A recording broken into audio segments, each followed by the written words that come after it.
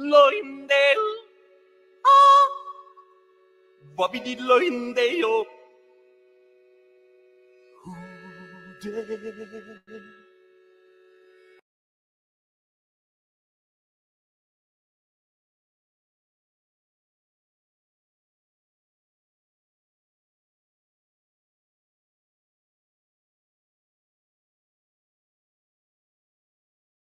loindeo,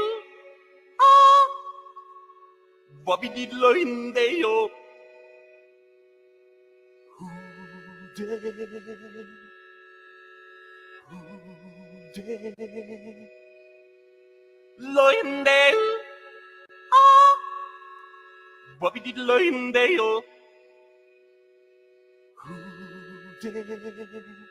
wabidi loindeo,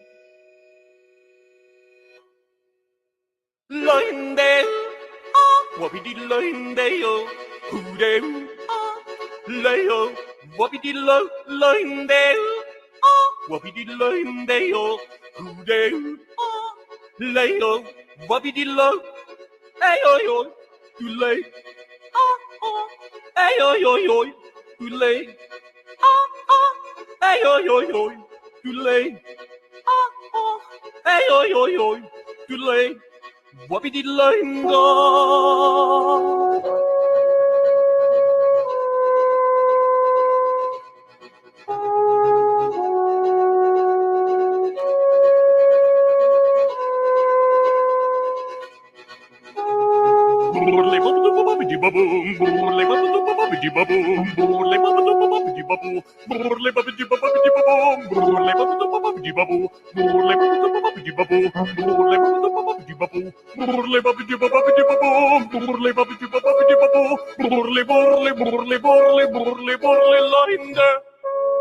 Loinde.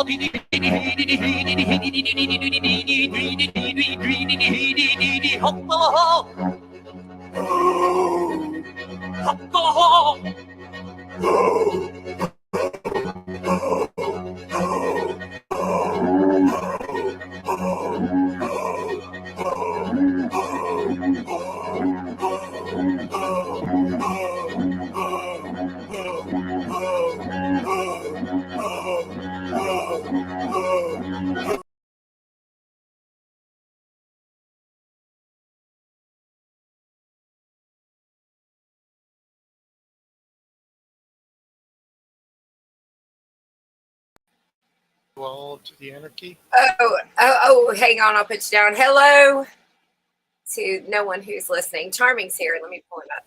Charming. Oh man, Welcome. this stupid thing. Welcome to the anarchy. Welcome to the anarchy.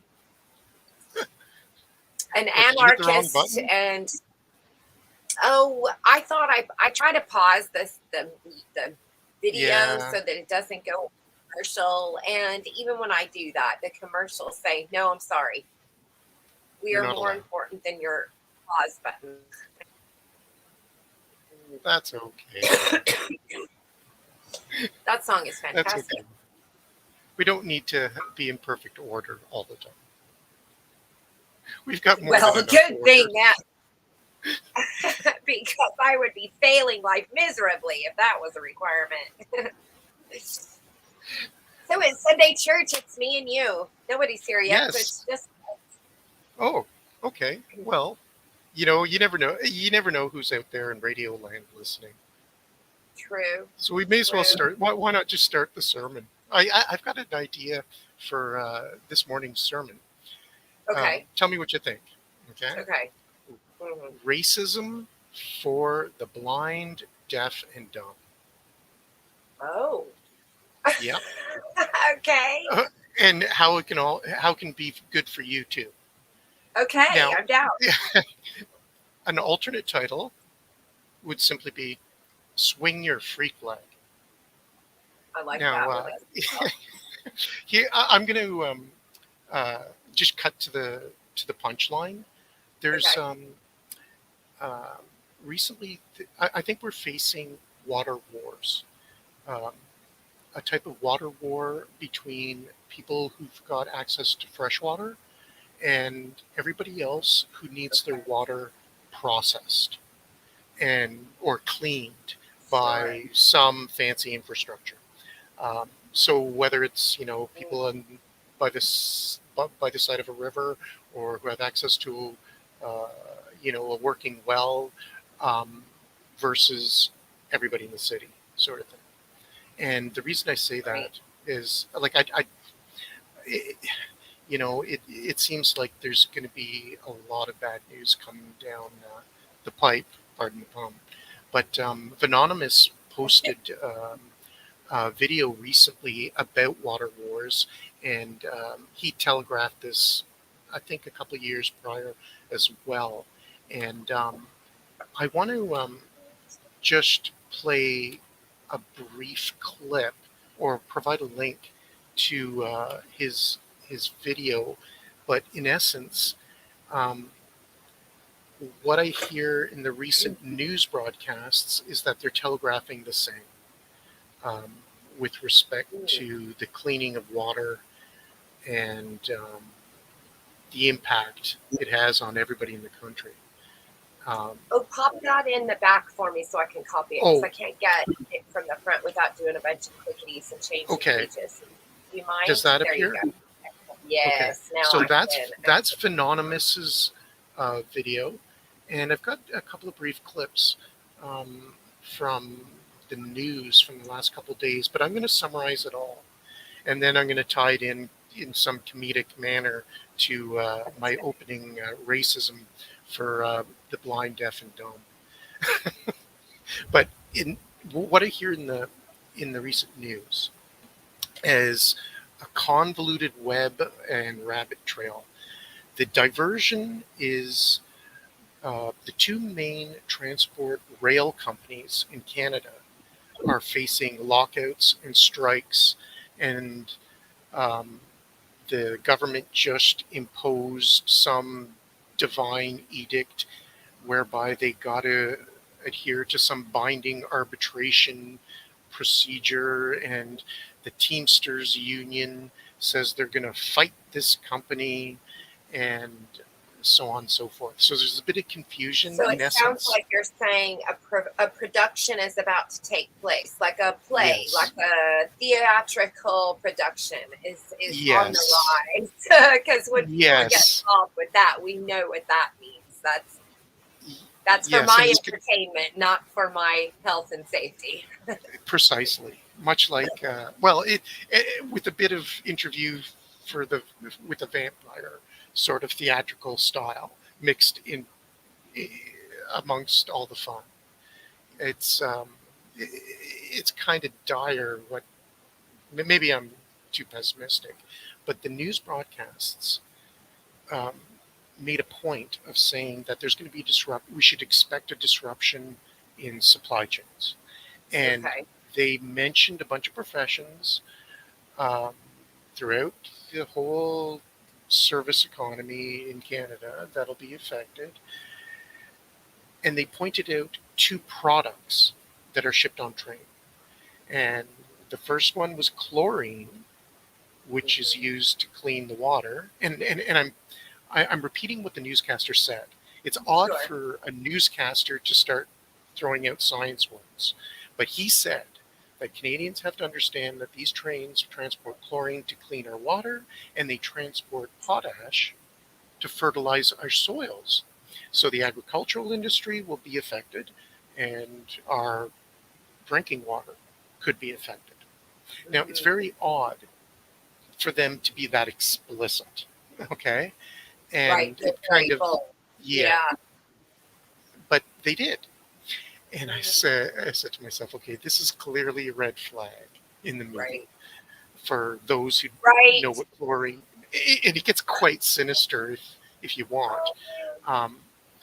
And the the the rest of the newscast went on for like 20 minutes. So you've got a politician who's presenting this within the first 2 minutes of his speech, and he goes on and on and on. Now, the thing about chlorine and potash is that the two together are the primary ingredients to many explosives, to be direct. So they're used in fireworks, in fabricating matches, and they're also used for explosives. Now, there's more modern and better ways of doing that, but for the longest time, that's it. Those were the ingredients. And so it's odd for them to be that explicit about only two things being transported on rail, because the rail transports everything. Like you can spend the entire day just listing all the things that are transported by these companies, but these are the only two that the politician states. And then there's another newscast, a news broadcast, which is on the street. They're interviewing the leader of the Teamsters Union in Canada and talking about how they're going to, defend their rights and so on and so forth. And here's where the racism comes in. Okay. So he's fielding questions. Now, this leader of this Teamsters Union is French Canadian, and he's speaking with a thick French accent. His English isn't perfect, but it's good, okay? But he speaks with a thick French accent. And so some newscaster asks him a question related to the relationship between Canada and the United States with respect to the union as well as to the company and the supply chains.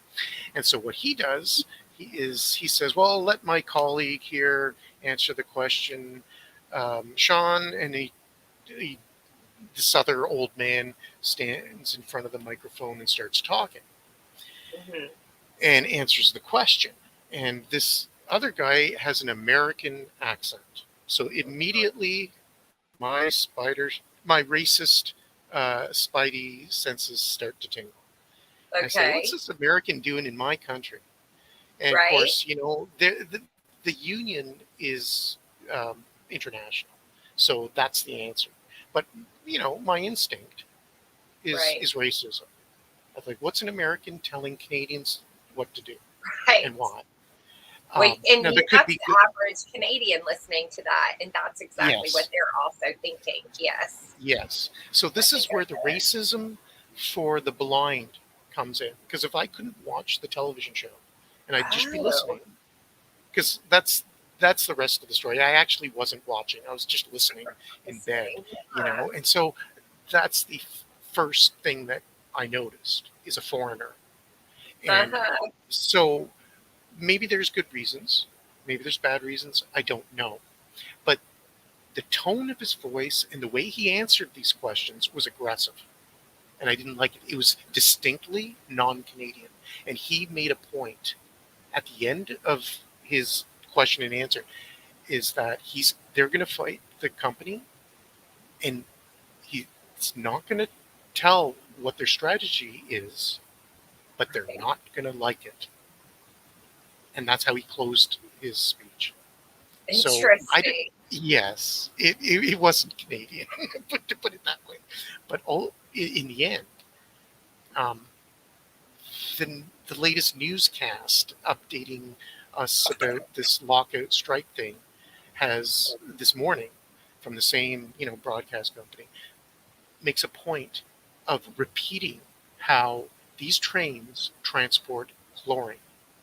Now, chlorine is a general name for a lot of different substances, and usually they're transported in a form that's hazardous. So if it spills, it's hazardous. If it collides with something else, it's hazardous in a different way. Right. But ultimately, it comprises many different things that aren't safe. And they repeated it. So I'm telling everybody out there in Radio Land, on the YouTube, some television, and Here and Now or wherever, if you can, mix in the Train Spotting movie with how funny it was, and pay attention to your local infrastructure. Determine where is the nearest train.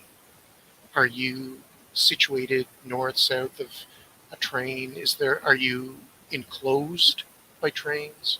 Pay attention to the roads around there and maybe pipelines that follow the same route.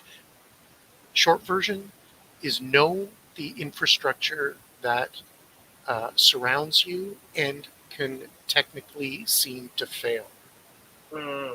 So if a train stops rolling and you want to cross the rail track, that may not, one of the two may not happen. Right. And so on and so forth. So I'll leave it to the blind and the deaf and the dumb to see or hear whatever they want to hear or see from my words. But just know your infrastructure. Yeah, and here's where a bit of comedy comes in. I want to share with you a discovery that I have. I've recently found a version of the Texas flag that's slightly different than the current flag, and it's called the First Lone Star. And it happens to be similar to a Canadian flag, which represents the Cajuns from Canada. So I'm going to just drop a link to these pictures. And I was inspired by the old man at the flag shop when I told him about this flag, this Texas version of the Texas flag that looks similar. The only difference is that the Texas flag has a white star and the Acadian flag has a yellow star. But the whole motif is similar. Yeah. And tradition and the religious sort of connotation or the spiritual connotation of the white and the yellow stars is generally the same. They both either mean the North Star, Polaris, or they refer to the Mother of the Sea or Mother Mary or the Virgin Mary. So there's like this triangle of different meanings to the symbol, but in essence, they come down to the same thing. Right. And so the gentleman, when I pointed this out to him, the gentleman asked me if it was an official flag or an unofficial flag.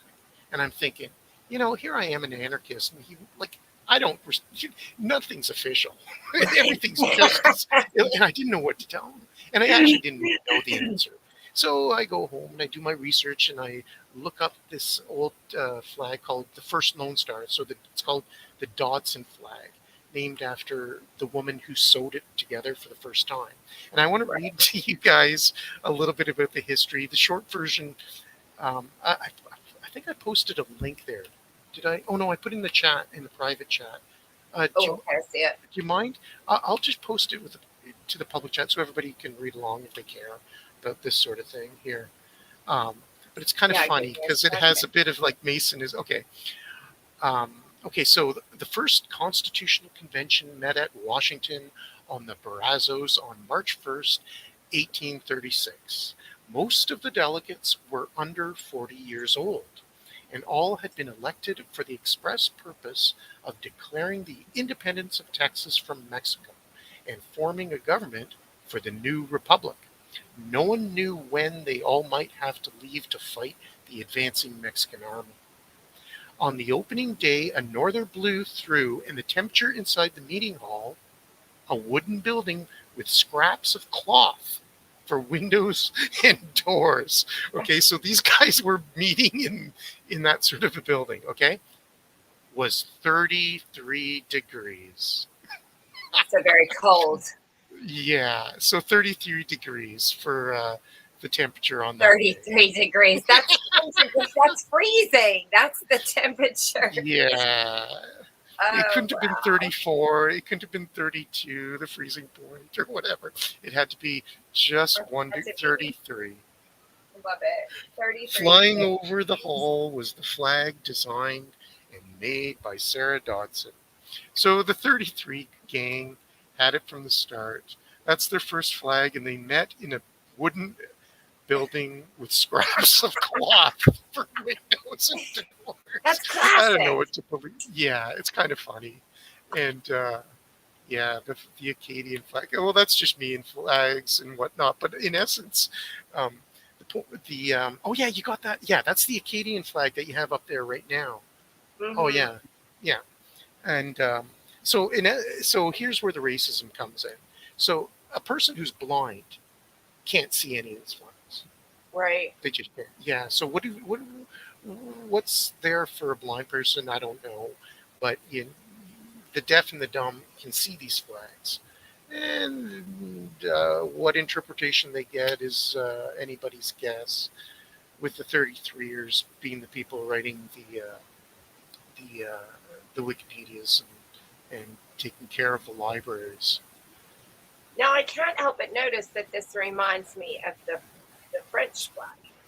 That's right. That's exactly it. But it has. Oh, God bless you. Oh, sorry. It's just an expression. Don't curse me. I'm just kidding.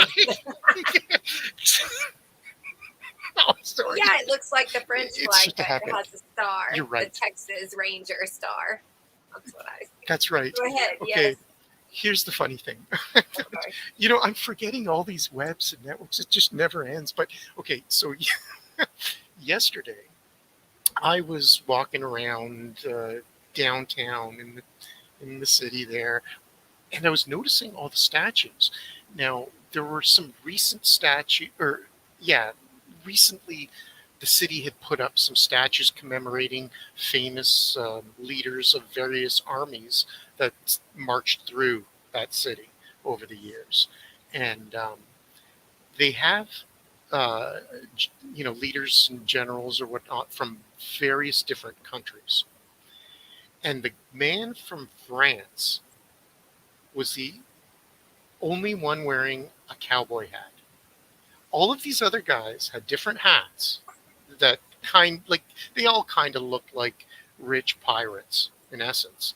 But the French general had a cowboy hat, and I was paying attention to his attire, and yeah, he looks like that. He has the tassels, and yeah, it looks like the American cowboys got pinched their clothes or their style from the French. It's actually quite interesting. The different clothing and styles that these guys were wearing. But have you heard of any sort of connection with respect to clothing and attire between American cowboys and old French armies? This might be a dumb question, would that be regional though? Because Texas is on the far left side of North America. Was that general from that side of Canada, the west side of? Is that a stupid question? It probably is. No.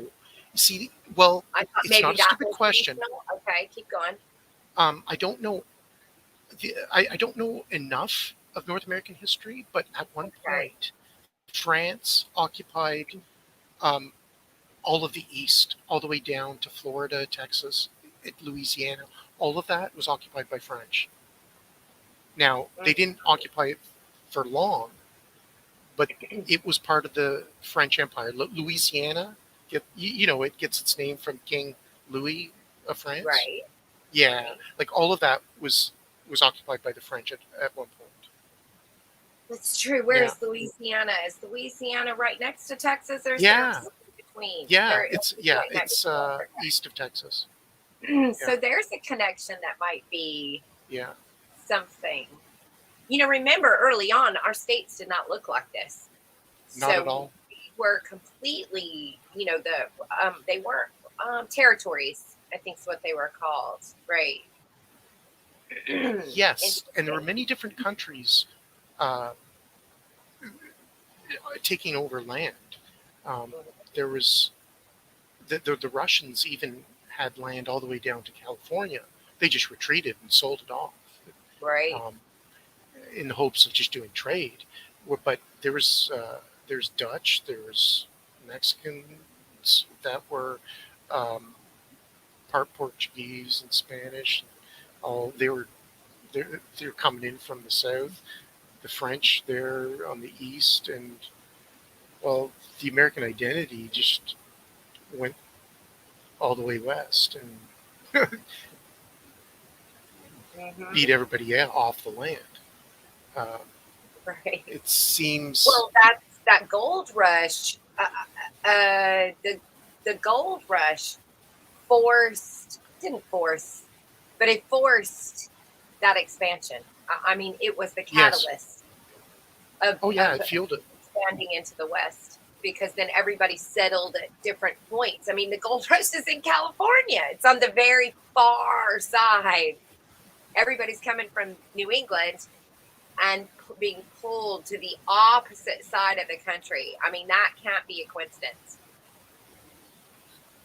As if they knew it was there all along. That was the intent. Was Yes. I don't know.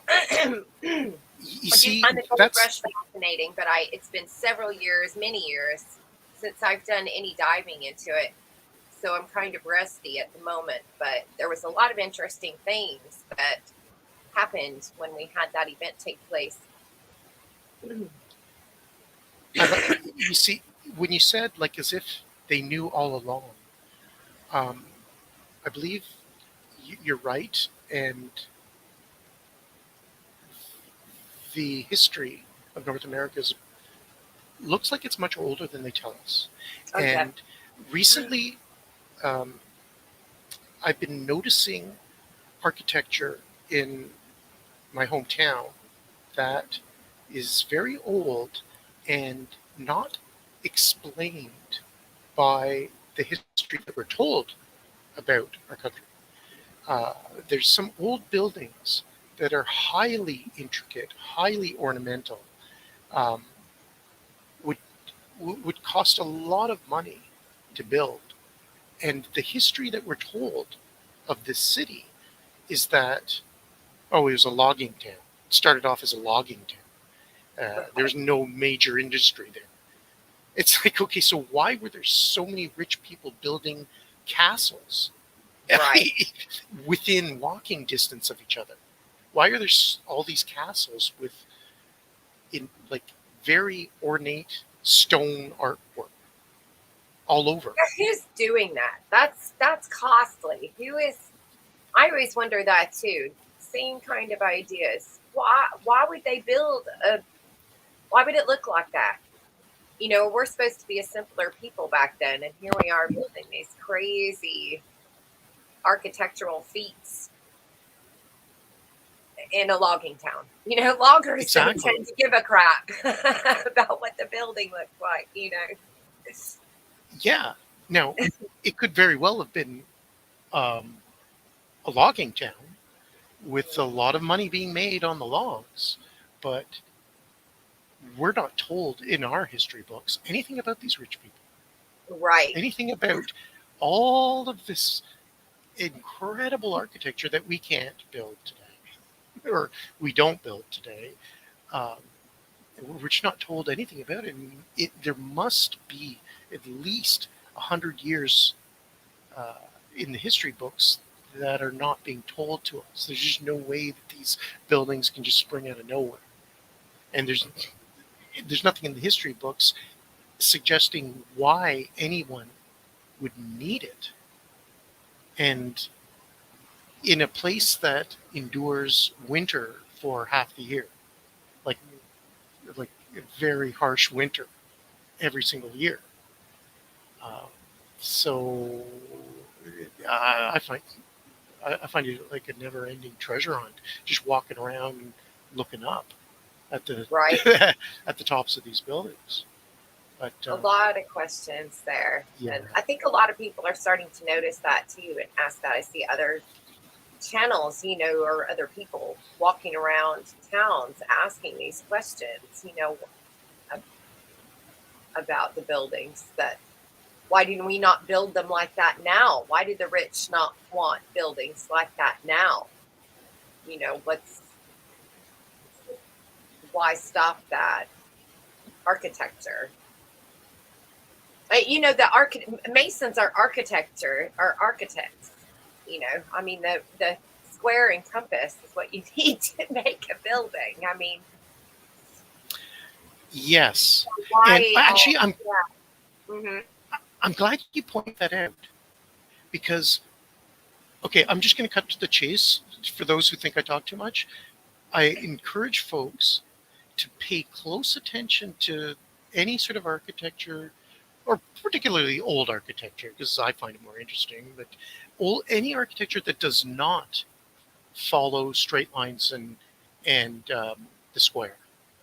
Anything that is oddly shaped geometrically, such that it would require a lot of extra work, like somebody went out of their way to make something that doesn't fit the square or isn't perfectly straight. Oh, Okay. charming. And yeah, because Yeah. I just noticed that recently. It's very odd. Like there's a lot of weird things around these buildings that require a lot of work, and more work than necessary. So I can folks tell you, this should is what ask, you who made me can think see of. this? Yeah, who can see this and why? To whom are these Masons projecting a message? Yeah, that's the short version.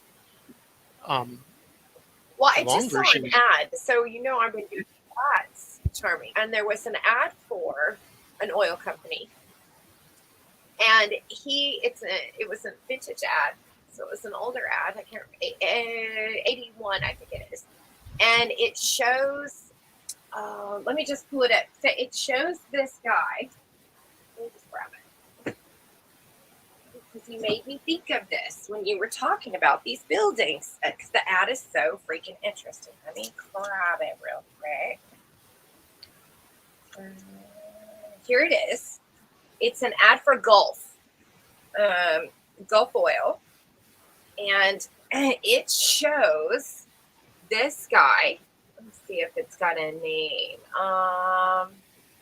Frank Bar. Okay, so it says it's no news that plastics are versatile. It says Frank Barboric, plastics development manager, the plastics development manager at Gulf Oil Chemicals Company. Even more important, perhaps, is that plastics are remarkably energy efficient. And it shows him in this, just a pile of stuff, from tackle boxes to soccer balls to telephones to milk. And I mean, it's covered. I'll try to snap a picture of it. And in the background is this very bizarre house. So it's rounded. It's got the kind of Epcot Center type windows, and there's no straight lines on it whatsoever. And that is in the very back. The first, your eye is drawn to that, and then down to the man, or down to the man, and then drawn up to the house. And that's an interesting thing you said, because I immediately thought of this ad with this house in the back that is not your typical house. Nobody would live in these houses, in this house, eccentric people do. So why is that featured here? That's just real interesting. I'll have to share that picture with you so you can see it. I'm not saying it's related to anything you're saying. It's just, I had just come across that ad. And when you're talking about bizarre shapes of houses, here is an ad for an oil company. And the house they're showing you that they can make with their product is round. That just tickled me. It's very fun. They do that. They do that for a reason. Yeah. I know they did, because everything placed in that image is coded. I know how they do these. Look, we know how they do these things. They're coded. If I set up my stream, just my art, I'm gonna have specific things. When we look at like a channel that has their background, we zoom in to see what books are on their shelves and what. Oh, thank you. Because we know that that's all very important to the ultimate picture. So that house is not put there by accident. That wasn't. There's a specific reason why it's there.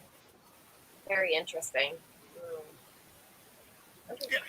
I want to share, the longer version of the story of what I noticed is there's these crests in stone at the back of this one castle in downtown Ottawa there, and there's a portico that's trapezoidal.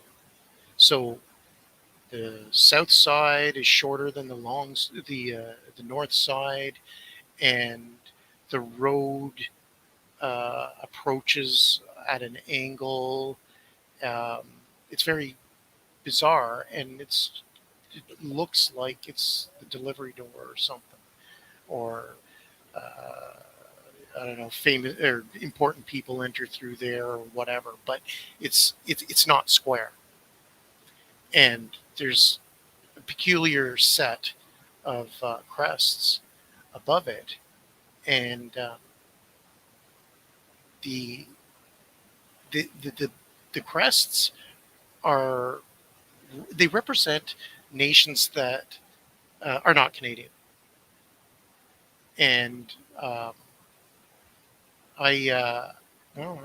was there trying to look at them and take pictures, and immediately a goon came up and was radioing that there's some strange person around the back of the building taking pictures, and so I had to scram. Oh yeah, Elgin. This is the picture. Can you Oh, zoom right. in to see this picture? Okay, You see the house in the background. So you see all the products he has, like he's a stuffed animal, like an E.T. in the middle of the closet, surrounded by, and then in the background, there's the sailboat, and then that house there. I don't know if I can see. I don't know if I can. Oh, I can zoom in some. See, there's the house in the background. Oh, yes. See that? Yes. Buckmaster Filler. Yeah. That was a thing. And the Epcot Center. yeah, that's a house though. That's these curvy type. That is so weird. This is cryptic, but there's a building across the river, on the Quebec side, that looks like that. Oh, I got to find that link. And I just recently learned that the building, it's the Museum of Civilization. And the building supposedly was built on the side of the river, and it's sinking. I hope I can find a good picture of that. It looks exactly like that. Interesting. Let's see.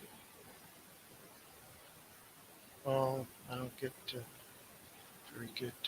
Right. Oh yeah. Okay. Here's a good picture. But maybe I can. Yeah, I'm gonna post. Well, yeah, I'll post the link. I'm not Okay. too sure how to do it. It's got the similar sort of motif. Um, but yeah, so Gulf Oil wants us to worship plastic. Right. Oh, we're so lucky to have plastic. It's funny that that picture from that advertisement. Um, it looks like he's sitting on top of a garbage heap from a distance. I know. It's like, it'd be great to create a meme of that photo side by side a trash heap from Idiocracy. Right. Great. Oh, well, That would be we need petroleum. less energy from plastic. And look how damaging that's been to our planet. This is 1981. This ad was from. Also saw an ad. I did a little short about it because it wasn't one I had. It was one I had seen on a channel I was watching when they were sharing ads. And it was a DuPont ad where they were literally covering the earth in paint. Now, it would have been a great ad at the time, right? Where they have a paint can pouring over the planet Earth and it says paint the planet red, right? And so as an ad campaign at its time, it would have been really clever. But when you look at it now from a 30, 40-year standpoint, it's a very sick, disgusting type ad. Where that's kind of what we've done. We've just kind of coated the planet with garbage, like just oil, just completely suffocated it, turned it into a M&M with a hard painty shell. DuPont loves the So whole weird. earth. It's I got to. Do you mind if I share with you some stupidity about YouTube flat Earth? I know you don't really care about Sure. the shape of the Earth or whatever, No, but I love it. there's some comedy. Now, if there's anybody paying attention who cares about the shape of the Earth or whatever, they should find this funny. But you see, more than 10 years ago, there was this weird campaign on YouTube about disclosing the flat Earth, and then you'd have people from NASA pretending that they're arguing about the shape of the Earth. There's all these channels that are quite interesting, arguing about the shape of the Earth. Okay, and that's been going on, and a lot of it is repetitive. Recently, there's been a development of more comedy, and I'm going to cut to the chase. The whole motto of this is that the intent is to make people who believe the Earth is flat look stupider and stupider and stupider. And the way they do it is they get them to believe other things that are either false Right. or don't make sense, along with Right. denying the globe. And so recently, there's two things whereby these longtime flat earthers, so people who've been doing a channel, doing a show of like several hours, at least once a week for more than 10 years, okay, promoting Right. the earth is flat and arguing about all the deceptions of NASA and so on and so forth. They're now presenting something that is stupid, such that it makes their audience, or it becomes an intelligence test for their audience. So that if their audience repeats what they say, it shows that this naive flat earther doesn't really think about the science or the logic or the math of what they're saying. Because if they did, they'd realize that it's sloganeering. It doesn't prove it doesn't make sense with respect Right. to the shape of the Earth. So the two things is that the idea that if we go to Antarctica, we'll see the sun appear or disappear, or if we see the sun turn around Antarctica in the same way as we would see it in the North Pole, then it means that the Earth is a globe. Okay? So in the North Pole, we have a 24-hour sun. Okay? If we go to the South Pole and see a 24-hour sun, then it means that we're on a ball. But if we don't see a 24-hour sun in Antarctica, then it means we're not on a ball. Okay, so that's the argument. And so there's an expedition to Antarctica to figure out whether there's a 24-hour sun or not. And here's the deal. And I'm just going to disclose what the pro flat earthers and the anti flat earthers are avoiding. Both sides are avoiding the fact that in Antarctica there are mountains that are very tall. They're so tall that if the Earth is flat, it would be possible to look over all the other mountains and to be able to see the sun as it passes around the North Pole. You'd be able to see that far. Okay? So they're avoiding that. And they're not presenting models of how their logic applies. But that's the key to anybody who cares about this recent comedy in the Retard Earth YouTube world. The other stupidity that they're doing, and I'm tying the Freemasons in with this, with their lexicon and their maritime law language and so on and so forth. The other stupidity is the idea that there's no proof of a gravitational force. And they're using those words to say that the Earth must be rising up. So we're physically moving up. So when we drop an apple, the apple doesn't fall to the ground. These flat earthers are telling us that the Earth rises up to meet the apple. That's how stupid it is.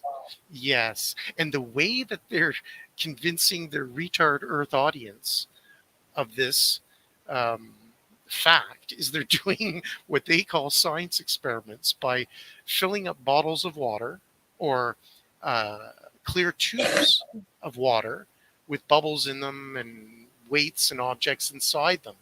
And they're dropping them and they're videotaping them as they fall and drawing a conclusion that, well, there's no force, so there is no gravity, so the Earth must be rising. It's all stupid. But here's the Mason trick. The language that these guys use is they refer to their experimental devices as not just a bottle, but they refer to a general vessel. So a vessel with liquid inside it, much like a boat. Yeah, they're using maritime law language. Now, here's the trick, the scientific trick that they are avoiding, which makes their audience look stupid, and that is fluid. The behavior of fluid inside a contained space is not the same as when it's free in a pool or free in a river or something. And it essentially behaves differently. So the trick, the parlor tricks that they're presenting to their YouTube audience shows one thing, and the nature of fluid dynamics of water and any other liquid is the key to their magic trick. And so ultimately, if there's anybody out there in YouTube land that's following these clowns, pay attention to the fact that they avoid discussing fluid dynamics. And that's what explains a lot of meteorological behavior. You know, the reason why clouds look like they're flat, they're on a glass tabletop and rising up from a glass tabletop above our heads and stuff like that. But that's when you mentioned DuPont pouring paint over the globe, I had to share the Retard Earth updates. Sure. But in essence, those are the tricks. I think you're yes. Sorry?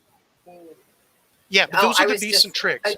See, they're playing their tricks on everybody, making everybody look stupid, you know? And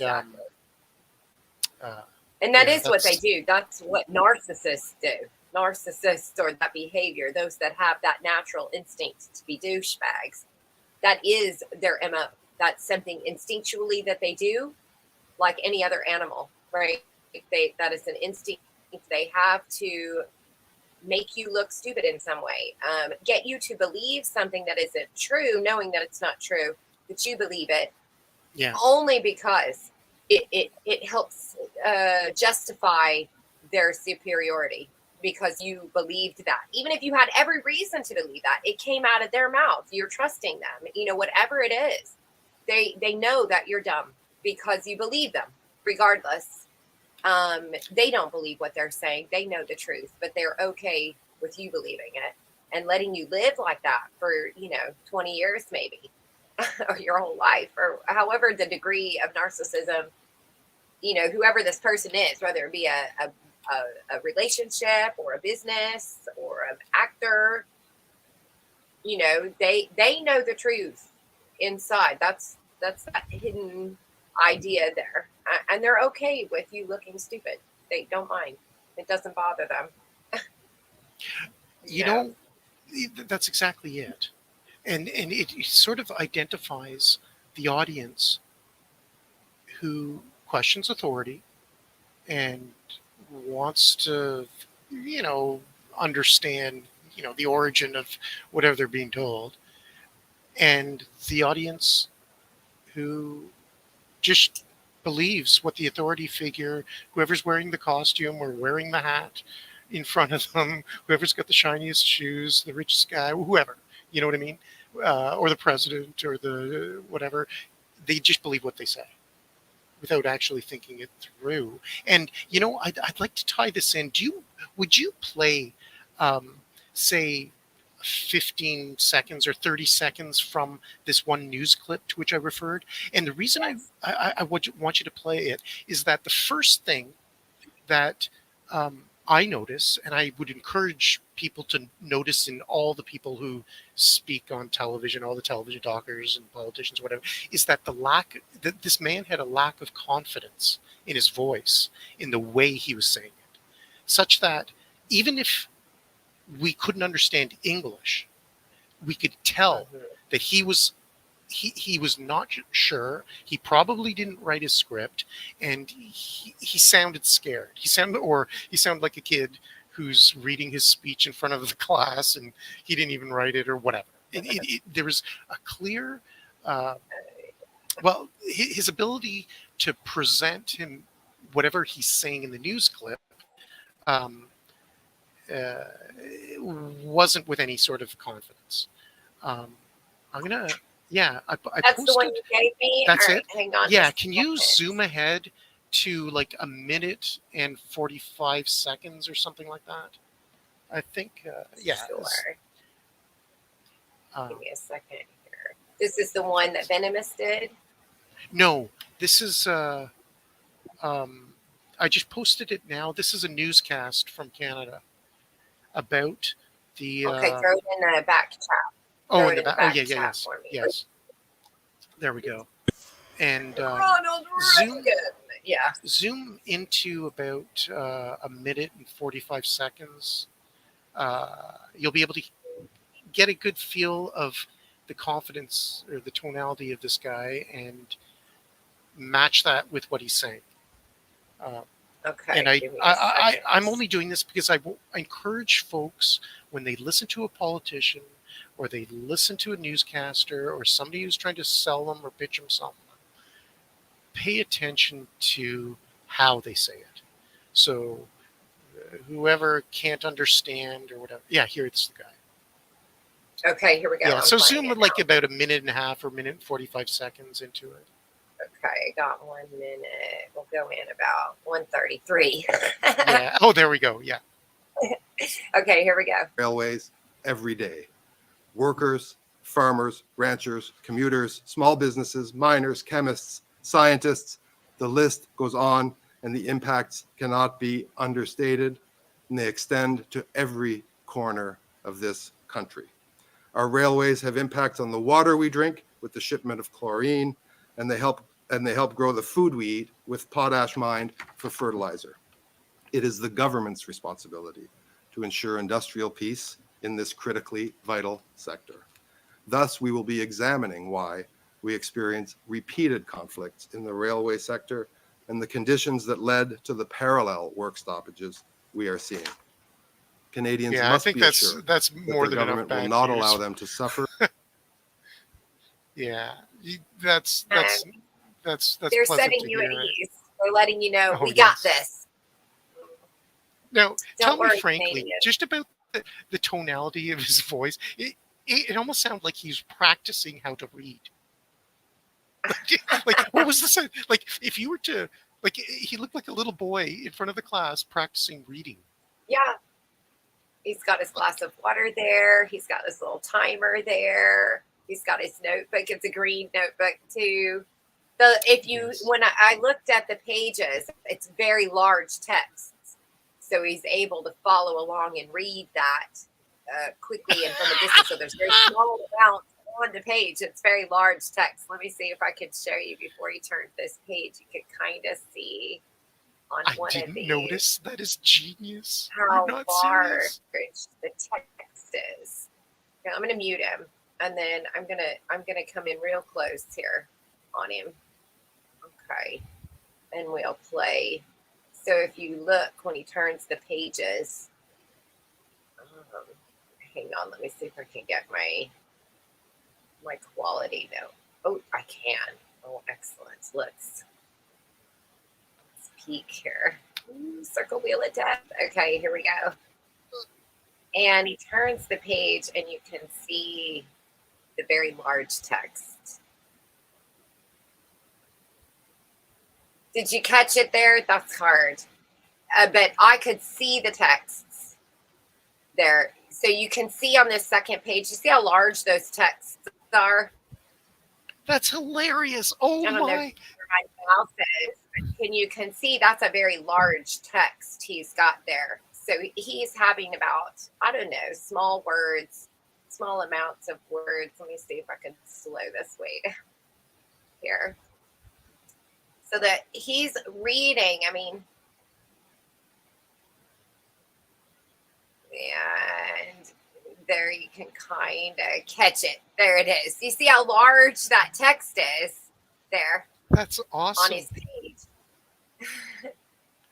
Scooby that's Doo like would be. Oh, I can just see Scooby Doo just slobbering. Like, just this is. Congratulations! I'm so happy you pointed that out to me, because I rarely pay attention to that when there's public speak. That is awesome. Well, because when you're reading, like in a public speaking thing, it needs to be large enough where you don't lose yourself, right? If your text is too small, then when you're reading, you're going to lose yourself. And he's needing to read this fluidly. So it has to be very large text and in almost like a poetry type format. So each line has its own unique placement on the page. I just know that This is from genius. reading, Absolute public speaking. genius. Mhm. So somebody who's deaf would watch this video, and that would be the only thing that would stand out. They would notice that, and they would wouldn't be able to definitely hear. notice that. Yeah, they wouldn't hear his like stilted practice of completing a sentence or whatever, but they would notice the way he turns the page, and they would notice the pages. Mhm. And they would notice the green standing out from everything. The Yeah. person who's deaf, or rather the person who's blind, wouldn't see any of that, but they'd hear No. his stilted speech. And the whole thing goes on and on, him practicing how to read. Like, I mean, that's where do very they get thick these notebook. clowns? like this guy must be shitting his pants. He sounds like he's scared. You know what I Well, mean? he's having to read a script. He was handed a script and said, you need to read this. So what's real interesting about some of the things that I'm interested in personally, the raw reading aspect of things interests me in general. It's very difficult to raw read in a fluid manner. And so to me, to master that skill just in the way that I do it, I get impressed with myself at times. I'm like, wow, I just blow myself away that I can read through 2 pages and not make a mistake. And then I'll make a whole bunch of mistakes all at once. But the art of raw reading, so that is something that they're taught. They have to practice that. They're given ridiculous things. Actors and actresses do this in acting classes. That's how come I know about it. And it also, you can clearly see it in politics and things. there is there's a raw reading, way to do it, and so that you can be fluid. And one of them is to have very large text. One of them is to have very short segments, so you know that the paragraph is ending there and a new idea is coming up, so you can be ahead of the game as you're scanning through the words. You're reading ahead because a larger text allows me, my brain, to read ahead and be prepared. The truth is that people do not actually see what their eye is looking at. It's the peripheral. When you're reading, your brain is ahead of you by several words. So what you're saying, you think you're looking at the word here, but your brain is already several words ahead towards the end of the sentence. And having a larger text allows that easier in your brain, which allows you to raw read better. So he might have skimmed that over, but the odds that he sat there and memorized that, you can tell because he was looking at the paper as he's reading. But at the times that he gets to a part in that paragraph where you can tell it's ending that state, he will look up and make eye contact with the camera and then go back to the next segment and that next area on the, watch it again, Charming, when you're by yourself and just know that and then watch it and pick it apart. You might find it kind of interesting how that works. But that's acting, because if I go in to read for a part, they're not going to hand me a very small, microscopically typed. It's very large. It's large text and large, font. I think you get what I'm trying to say there. No, I get what you're saying. It's just that your audio is cutting out. It sounds to me like your audio is cutting out, or maybe there's something blocking the My microphone fan or is something. going on my computer. Okay, that could be I it. took my computer to get it fixed, and it was working. It seemed like it was working okay, and suddenly now it's not doing what it was doing, but it's heading in that direction. It's like the early warning signs that it might just blow up on my desk one day. So I might need to get a new computer at some point. I'm not happy about that, but I kind of need it at the moment in my life, so I don't know. Well, I'm hang on to it till it doesn't work anymore. But yeah, when the fan kicks on. I see. You're clear now. Good. Yeah, you're clear now. Maybe they just didn't like me giving away their secrets. Well, don't tell them that. I'm so glad. I'm so glad you did. I'm so appreciative for your eyes that you noticed that, because I never would have. I probably never would have looked at that video ever again. Right. And I didn't even listen to the entire thing. But Fair enough. I mean, like, do you agree with me? Like, he sounds like a bad act. Like, he wouldn't pass the audition.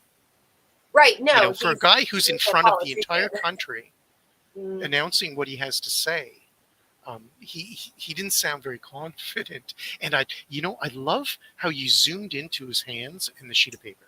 And I want to segue into your not so fast channel. Yes, give me 1 second. Could you please? Yeah, we may as well post a link to that. It's just, what, I find that channel absolutely wonderful. And the last couple, I can't remember which one, maybe it's last or second last video, where you and Boo were opening the gift package. That was adorable. Yes. With the library visit where you picked up a whole bunch of books. Okay, yeah. I want to share with you a little bit. Like, I found it, the format of just watching your hands and watching you guys put something in front of the camera, highlight it, zoom it in a bit, and then go on to the next thing. That format is absolutely adorable. And the two of you together, like at the beginning of it, I was like, Mom, get your hands up, leave her alone, because you're kind of like rushing her along and saying, look, we're going to be here all day. And he was only like 1 or 2 minutes into the video. And I look at it, it's like, this is a 30-minute video. If she has to rush her through starting at like minute 2, I'm like, this is going to be a riot. I was like, Yeah. but you kept on like directing her, and I kept on saying to myself, like, too many fingers, like, Mom, get out, but then you were right. Oh my, you guys zipped through so much. It would have been amazing to spend the entire day. Like, you could have done a video on every one of those books for that matter. Yeah. But the format was absolutely stellar. You know what? Personally, I think it would be cool to see a lot more of that. But just that format of showing the craft table and just your hands going over it is really cool. And I'd encourage you and Boo to do more of that and leave her alone to record her videos as study projects for her, because Sure, that's a she's great also a idea. public speaker. Like, maybe this sounds crazy, but I think it would be cool. Well, in a dream world, my grandkids will be watching Boo in your chair, still doing these television shows, teaching everybody crafts, and continuing the tradition that you're maintaining right now with the arts and crafts. Because I don't know, she the way she presents herself is very clever, and she's very much in tune with her audience. And you don't need to be publishing them on a YouTube channel. Just record them for her sake, so that if Right. maybe at a later date she could publish them if she wants, but as study pieces, much like an athlete or an actor or an artist will record themselves practicing so that they can watch themselves from a distance. Same sort of thing. If she seems to have an interest in doing that, but it seems She's like a very she's got the shy bug. girl. So she Well- has to do well that, but she's not ever been interested in dancing or doing any type of the typical girly type activities in that regard. She does not like to be on a stage. That is, but for that, it's a little bit different. She's sharing. It changes. I'm not either. I'm not a stage person. I've done theater and stuff in school. I didn't like it. I liked being backstage. I liked doing the preparation, and during the play, I liked preparing the set when it was black. I liked running out there and throwing down the chair and making sure the cup's on the table. And I liked that kind of stuff. I did not like being on the stage. I didn't enjoy any of that. And she's very similar in that way. She doesn't need to have a spotlight on her like so many kids. But being with the crafts and things, it does add a confidence boost, And I can't take credit for that.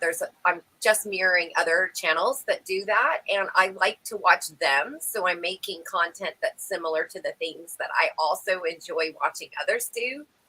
And the lady that sent that Happy Mail, I sent her the link to that, and she's a little old lady, and she got such a tickle at hearing, watching Boo's excitement in opening that. And what was really fun is that, like, say those Narwhal stickers that were there, she has a pack of those stickers. And I was so nervous as the mother that she's going to go, I already have some of these, but she didn't. She looked through them as if it was the first time she'd ever seen them. And she never referenced the fact that she had them already. I got her some for her birthday or something. And she was excited to have more after it was over. I was giving her props. I said, very good. That's how you open presents. You don't say, oh, I don't like this, or I already have this. You just act as if it's. And she said, well, these might be different. She had played them all out and found all the ones that were different from what she had. But you know, and even that doll at first, she had this kind of, it feels weird, and I was so nervous she was going to say something about it, but she didn't, and she ended up carrying that goofy thing around, didn't leave her hands for, you know, the whole day. She absolutely loved it. So so I enjoyed, you know, that. I do like your idea though, and I do think that that's fair if I just set her up and I go hands off, and here is her opening her very own, and she can talk about it for an hour if she wants to go through each and every piece, you know, because I'm not making it for clicks and views. I was making it for the ladies that sent us that mail. That's who I made it for. They're not here to watch her open it. And I don't know about you, but I really enjoy watching people open presents, especially something that I've given them. You know, I've taken the time to put all this thought into this gift that I've made you. I kind of want to be there when you open it. I want to see your face. I want to hear your excitement, you know. So, you know, that's a very personal channel. It's just my own personal, you know, way through the community. In this world, I have to remember that, you know, we are separated, and I'm not working with a local group of people. So what would be any different than me and you sitting and having a few friends over Sunday morning for coffee and some donuts, and we just sit around and talk? This isn't content for money. This is friends sharing like ideas, and you know what I mean? Yeah, I want to share with you an idea. Now, Okay. The first thing I thought when you showed a video of your room there, your craft room, it's like, well, my guess is that the room is much smaller than it appears on the video. Am I close? I could either way, it doesn't really matter. But the first thing I thought of is, this looks like a candy land. It is a candy. You know what? And I thought, this is heaven. Like, this is multi dimensions greater than I could have imagined for my kids, because they like doing crafts, and they had their little craft table that their grandfather made, and that was a big thing. Like, you know, you know, I have such wonderful memories of my kids doing arts and crafts with nothing at all. Okay, they would take anything that's lying around and glue it together or whatever. And when I first saw that video of your craft room, I thought, my heavens, all this in one little house. And I was like, this. But in essence, my idea is for you to host birthday parties for kids, and basically invite, you know, the kids to come in. They can take whatever you do, what you decide what you would allow them to do, but essentially have a craft day or a craft camp, like where kids can camp out or spend the day or whatever, and you know, do their crafts outside on the picnic table. I'll leave the rest of the story to you, but all I can think of is that your craft room would be heaven for a birthday party, a children's. It would be destroyed. It would be just. Yes. Well, I just want to say this. My room looked like this before I started sharing it on YouTube. So I had designed my room for my own pleasure. I'm one of those my whole life, where my room and I'm not a stuff person. The place could burn down tomorrow. I'm not like that. But while I have it, I want to look at it. I want to see it. In my previous life with my first husband, I had to contain a lot of my creativity like that, because he wanted his house to look a certain way. And so it was, I'd have a shelf I called my happy shelf that just had doodads and crap on it that people would give me. And it was just a small little shelf. And a lot of my stuff was kind of stored away. He threw away a lot of my stuff with an intentional purpose. He was a douchebag. That's why I know all about narcissism.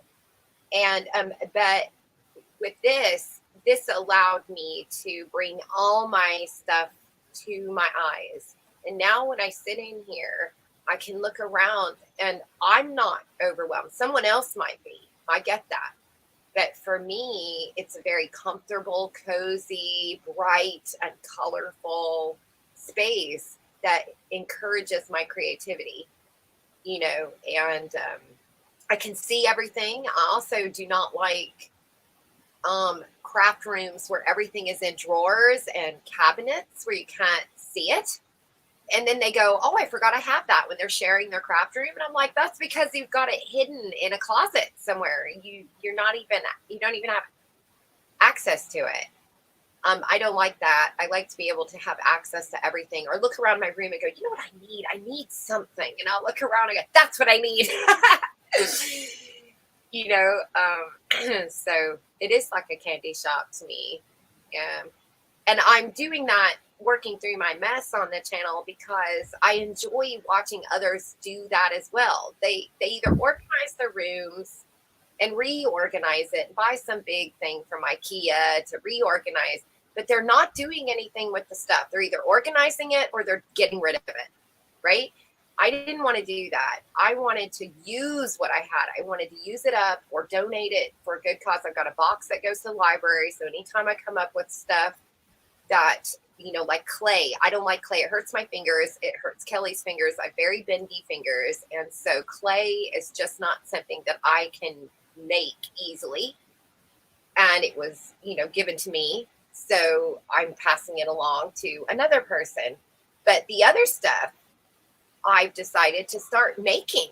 So I'm using the things, I'm cutting up fabric and making little swatch bags, and I'm using up the little balls of yarn that are left over. I'm not just getting rid of them or donating them. I'm sitting here making all these little medallions and hearts and stars and flowers with all these little bits that I can pass along.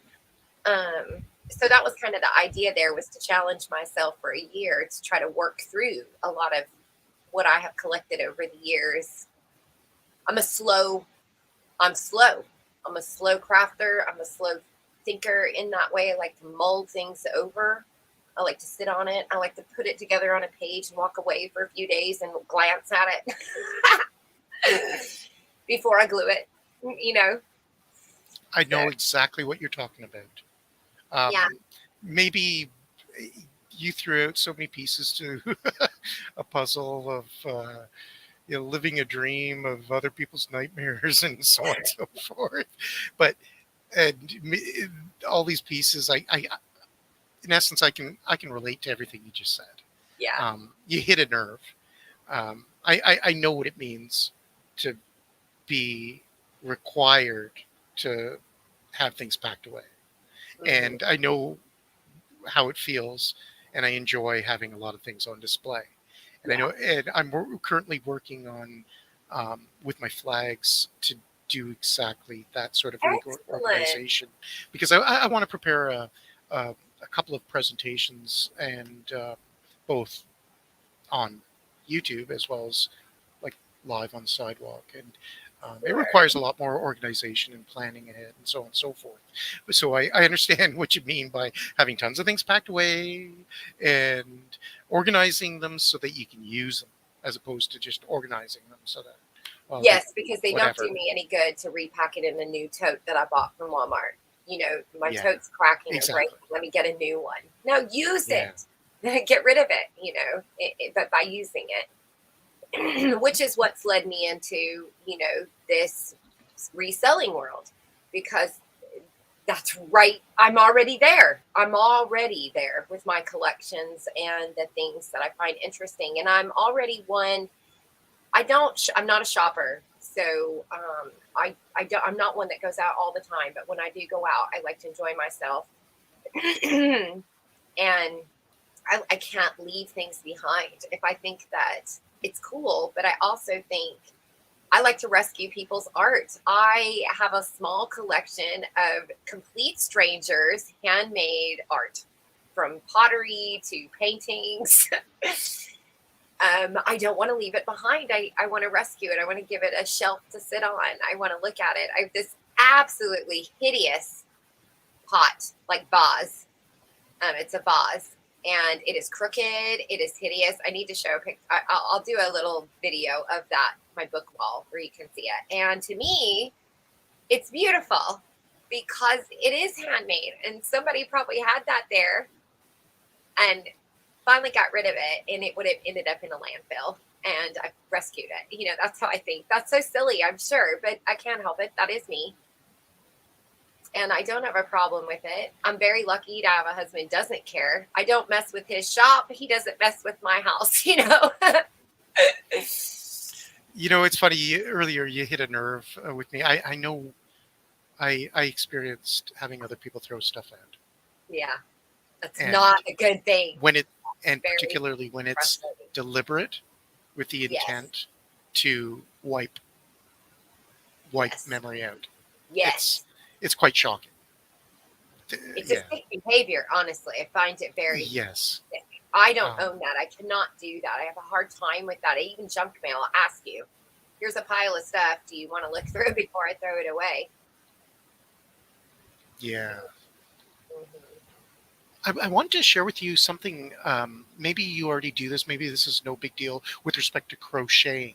My grandmother gave us these little crocheted, kind of like figurines. Like one was a turtle, one was a teddy bear, and Yeah. in essence, they were buttons, or they were little things that you would stretch over a button. So there'd be, the central ring Okay. would be the center of the turtle or the teddy bear, and that would be stretched over your shirt button.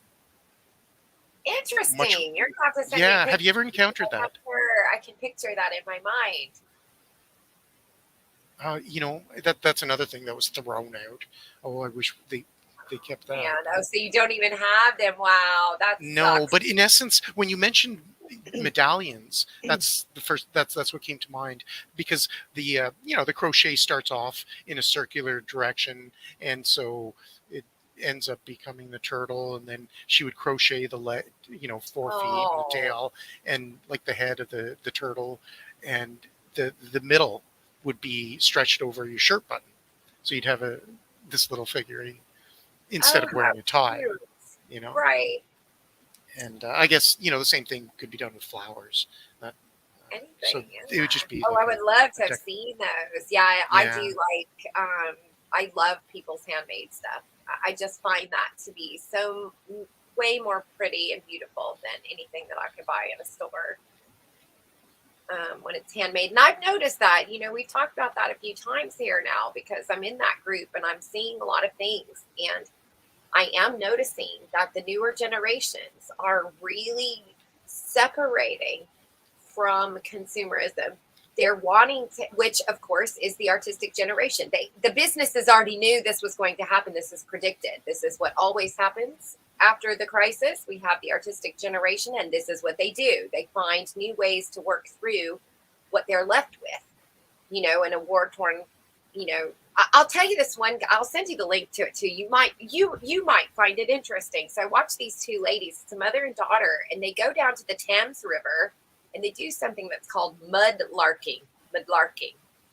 And it's a thing. I didn't know, but it is a thing. And it's people that just go down to waterways and dig up whatever is in the mud.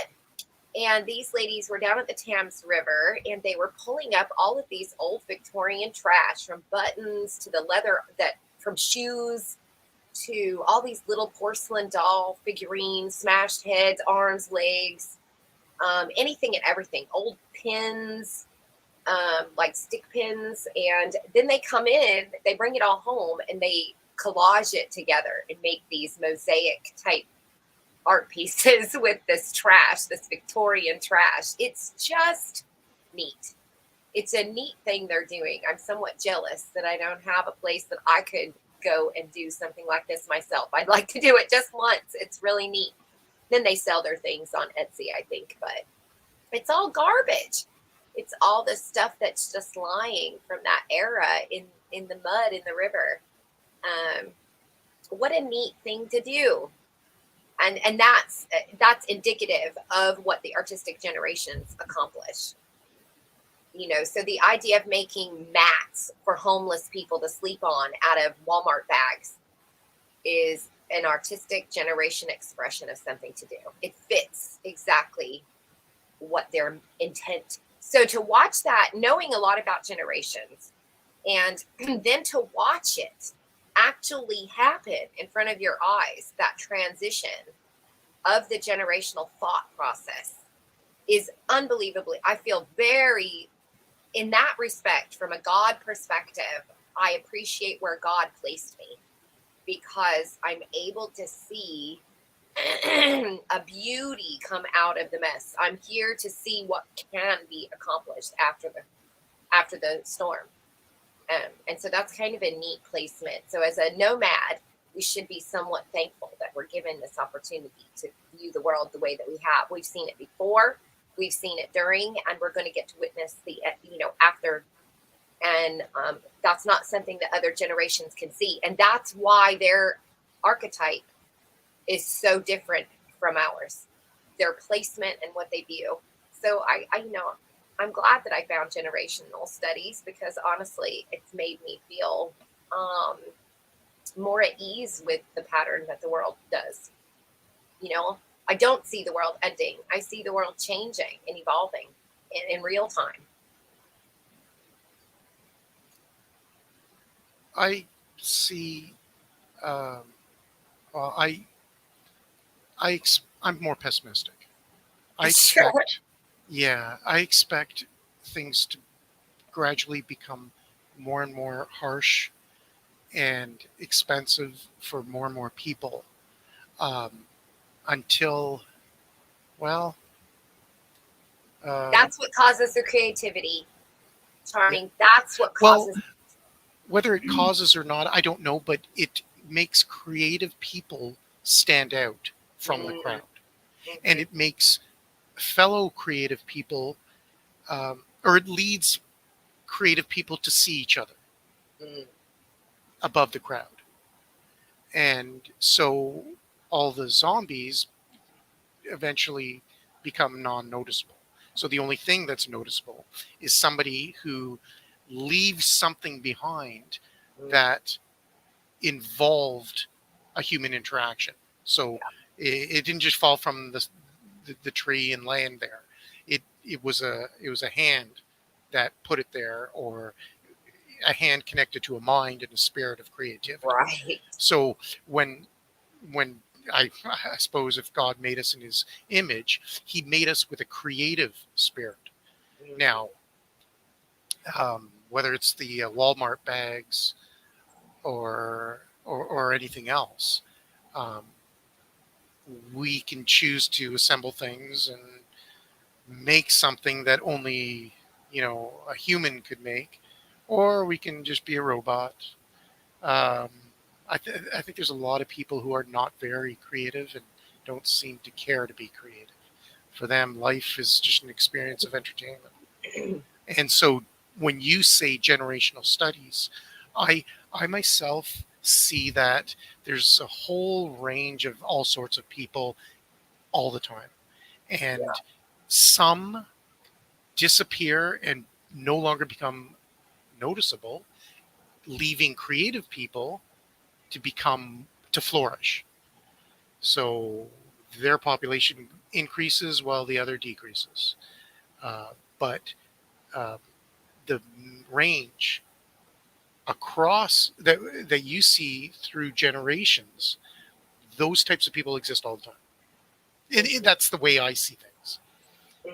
There's just a change in the mix or the balance. Yeah, it gets highlighted for a second. Yes. Because not everyone is going to become an artist. We don't have, not everyone becomes Leonardo, but you get that concept of thinking outside the box when you're in a crisis. I mean, just take like the story of MASH, the television series.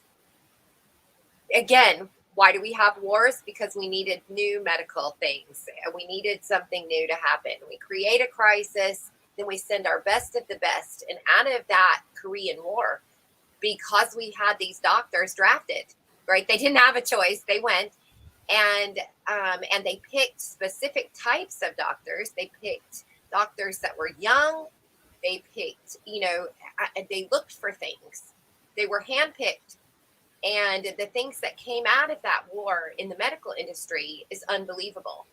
And that is what that creates. When you're in a bind, you got to think on your feet. You got to think fast. And what better way to get amazing things than having bombs going off around you, a fear, your adrenaline's pumping. It's a life or death. That's when people shine. And the governments know that. Our controllers know that. And they purposefully do these events in order to create that. So no, not everyone experienced that. A lot of people just couldn't even do it. But the few that could, we have stuff we would have, we might not have had for another 100 years had we not had that take place. So it's almost, the crisis expedites things. We're clearly seeing it now, the way the crisis is, what's being done during this particular adventure we're on. It's expediting the future. It's as if it gets a boost, Can I share a segue with? I want to share another flag, and relate to exactly what you just said. In essence, there was a Canadian Prime Minister, a very famous one from long ago, before I was born, who in his youth went off to be a medic or a healthcare aide in a war, and he went off to Europe. And that's what he did before getting his college degree. Is his history of education and military experience is a bizarre mishmash. Not that it really matters, but he tried to design a flag for Canada. His choice of the flag didn't win the vote or whatever. I found his flag to be kind of interesting. And that's it. Yeah. He, one thing that's interesting about it is he's got the maple leaves on their stems, and the maple leaf as an emblem, and a symbol, whether it's on flags or crests, rarely appears on a stem. Interesting. Yeah. It usually just is, or, the leaves alone, but it appears on occasion attached to a stem.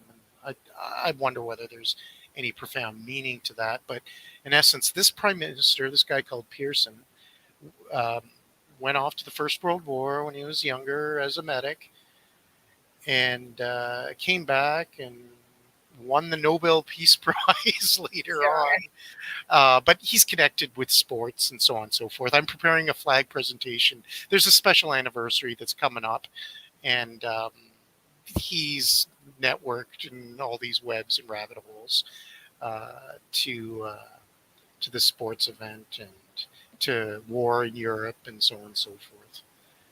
But just like you said, war leads people to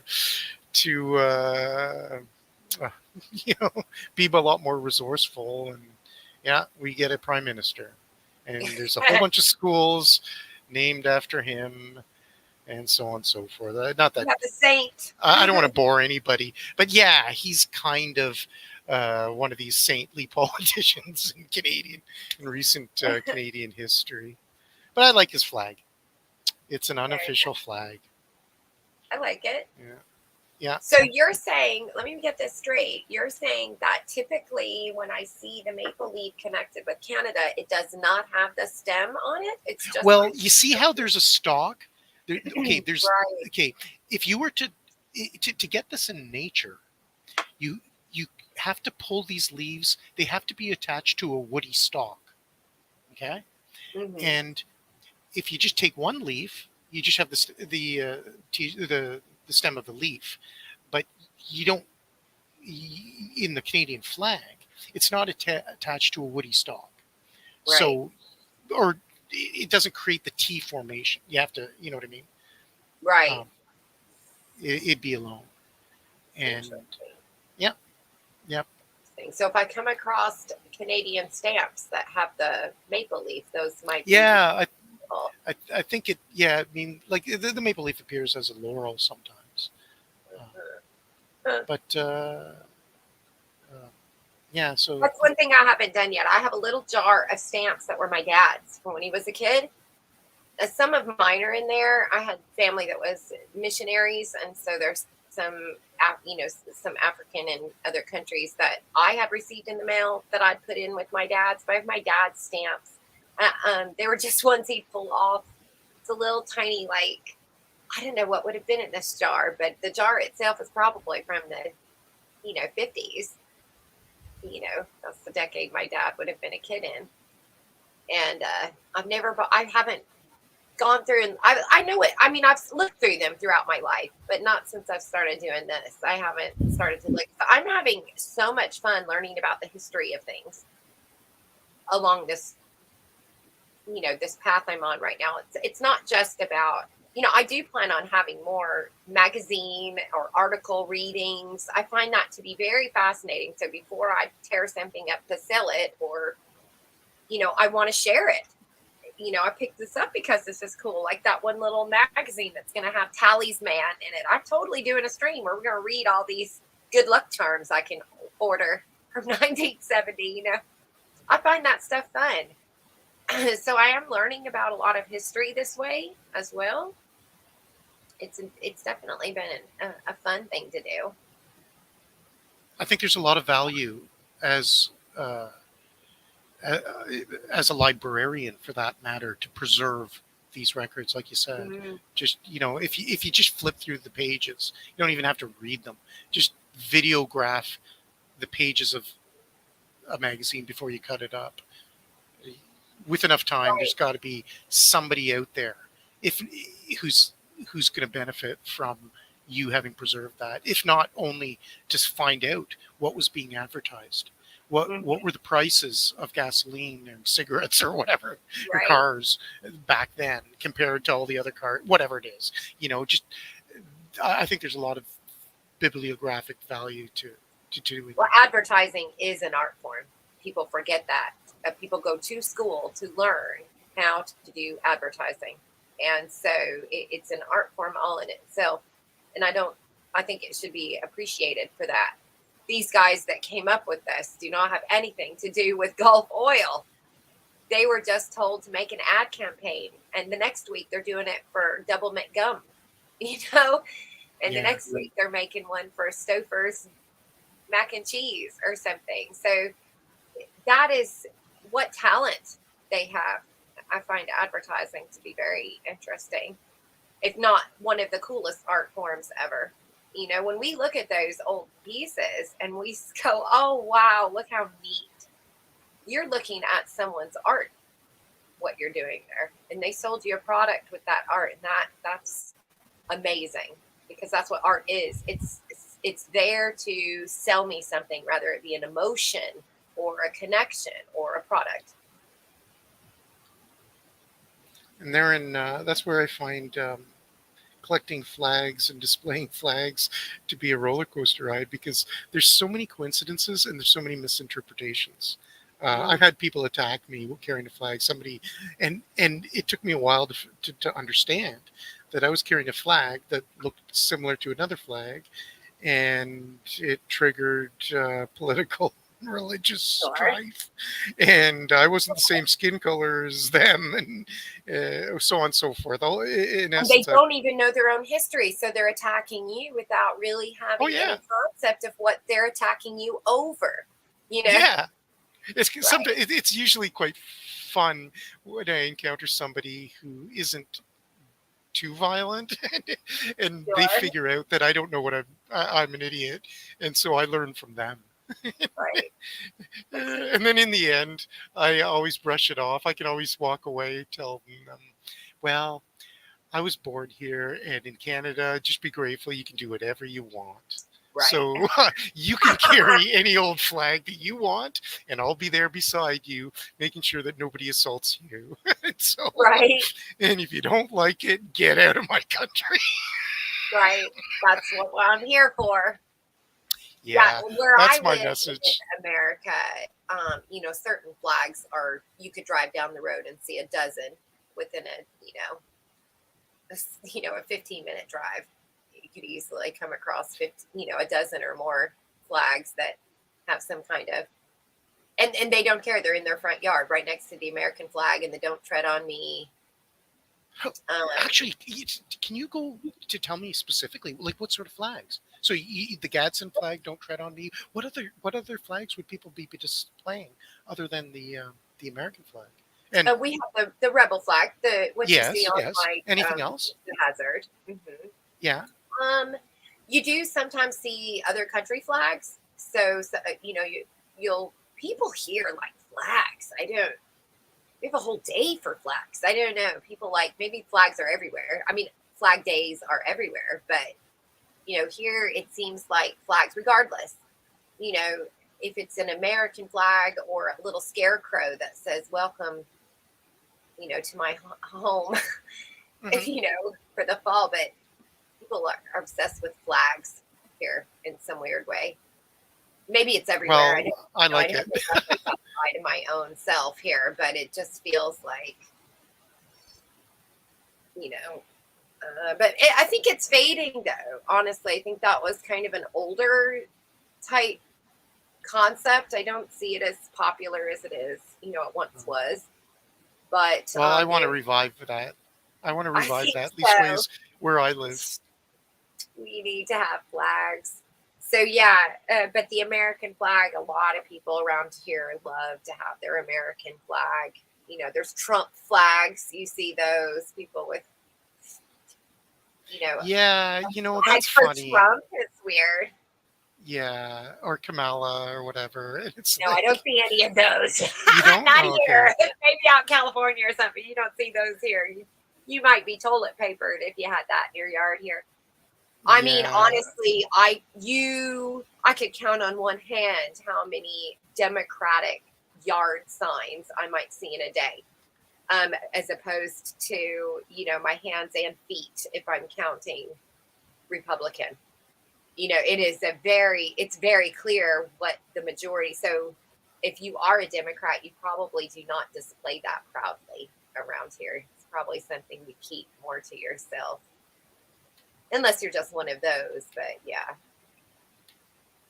Can I share with you? That either, because both of them are douchebags. So I don't really understand why so many people haven't caught on yet that Trump is not our friend, at all. I don't know why he think that. Yeah, it's getting pretty bizarre that there's so many people who still are suckered into the Oblivious. Two party, one party. Like it's funny. I have to tell you. So I'm going to do another stream with my puny citizen friend. She's okay. Good. She has had. So she called me the other day and she goes, "Okay, the end of this month we have to do another stream." I got an email, and she told me that they have sent her an email for a request of an extension to answer her questions. They have to involve another part of the government to answer her questions. So some other arm reached out to her and said, "We need an extension." And so they said they'd get back to her at the end of the month. So our government now, I'm learning from her experience. They have taken her questions. Clearly they're serious enough that they've gotten some attention. And so I don't really know why that's happening with her. She's a peon, honestly, but she's hit a nerve, to quote a friend. And she is, they have sent her an official document to request more time. That blows my mind. Now, I see it as they're trying to delay you or push you off to the side or something. But in her mind, she still believes that something's going to come of all this. And I'm not sure. I'm watching. And her nonprofit is taking off. I mean, she is doing the work. They have got a sawmill now. They're building I want to do a tour of her property, but it would take me so long to upload the video, and my life, it's going to be too choppy. We just live out in the middle of nowhere, but she got the equipment to take the trees off of her own property and log them. So she takes them down and she turns them into beams and, you know, construction materials. That's what she's doing. I mean, she just blows my mind. You talk about, she's a little bitty thing, and this is what she's doing with her life. So I'm happy to have her, to be watching her. I feel very lucky, but I hope that she dies without being disappointed. I hope that she dies before she comes to the realization of the lie. You know what I mean? Yeah. She's so excited about what she's doing. Really feels like she's leaving some type of memory, not of herself, but of her country. And I don't know, it feels sad if she was to really, if somebody was from the government to call her and say, you're a nobody and we don't give a fuck about you. Just do what you're doing and leave us alone, right? That won't happen. But I would feel very sad for her if it did. I don't even know, honestly, I'm not even sure that would crush her. Knowing her the way I do, I think that would just fire her up even more. Yeah. Don't tell me you don't care what I'm doing. I'll make you care. You know, she has that kind of, I mean, this woman's been through a lot though, you know, but she still has that idea that it can be fixed by the correct, you know, paperwork. Yeah, I was about to say, yeah, follow the channels and if you're on the right boat. Yeah. There's some Well, power to her. yeah, and if you Hey, don't Robert. make too many enemies. She, in a way though, it's kind of interesting because she is such a loudmouth. That I think they know they have to appease her. Not that she could do any real damage, right? But she isn't going to go away. And they've got people that they've put on her case. You know, they've handed her case over, and those people are designed to appease her, to keep her, you know, where she's at, like any other good government would do to anyone else. You know, she's not going to start a rebellion. She's not that kind of person. She's not got a militia or anything like that. She's not even a prepper. She's not anything like that. She's just a puny citizen, exactly. But she's a loud one. And she talks about it constantly and is always learning and is doing something. She's starting that nonprofit. If they really wanted to shut her down, they could just close down what they're doing for her with the nonprofit, which almost makes me think that that's not part of why she's able to do what she's doing, to keep her busy there so that she doesn't become a problem. You know, you don't know. Yeah. But I enjoy hearing her stories. So she's going to come back and share with us the latest emails. I find them fun and interesting. So we'll have that update coming up. And, you know, I kind of think that's how Joni Rotten's channel is just going to kind of have to go. I need to do something else with my life. I get it. I didn't Yeah. make any headway in 5 years, other than I made a really cool group of friends. That right there was worth it. When I first started doing it, I gave myself a 6-month window. And if I didn't feel like I was making any bit of a difference, I wasn't going to keep doing it. And then when I reached the 6-month mark, I started meeting like Ulick and Suzanne and Paul. And, you know, during that European, you know, invasion, as we coined it. And I started making friends. I started learning from the people around me. I made peers, which is different from friends, if you understand what I'm saying there. Yeah. And now I love my peers. I love having conversations with you. I love having conversations with, you know, all the people that's come in chat here. I feel like I gain something from you when I talk to you. I'm not walking away frustrated or I wish those people would get it. I don't have any of that. Man, well, it's really interesting, you know.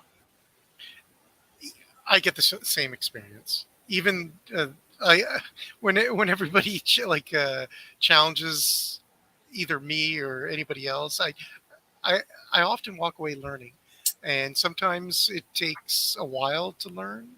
But yeah, there's I don't know. I get a kick out of everything everybody everybody has to share. It's neat because William, in one of his streams from a few weeks ago, he was sharing his miserable experience planting sunflowers, and and he was just repeating everything I had experienced myself this summer. I tried to plant a bunch of sunflowers, and this past week, 2 of the 50 sunflowers that I planted have hope, have life. They actually appeared. I think every other seedling got eaten up by the bugs and the slugs. And I thought, wait, I'm not the only one doing that and failing. Right? No, we all are. But we're trying, we're doing something, and we're trying. And that's the main thing. Yeah.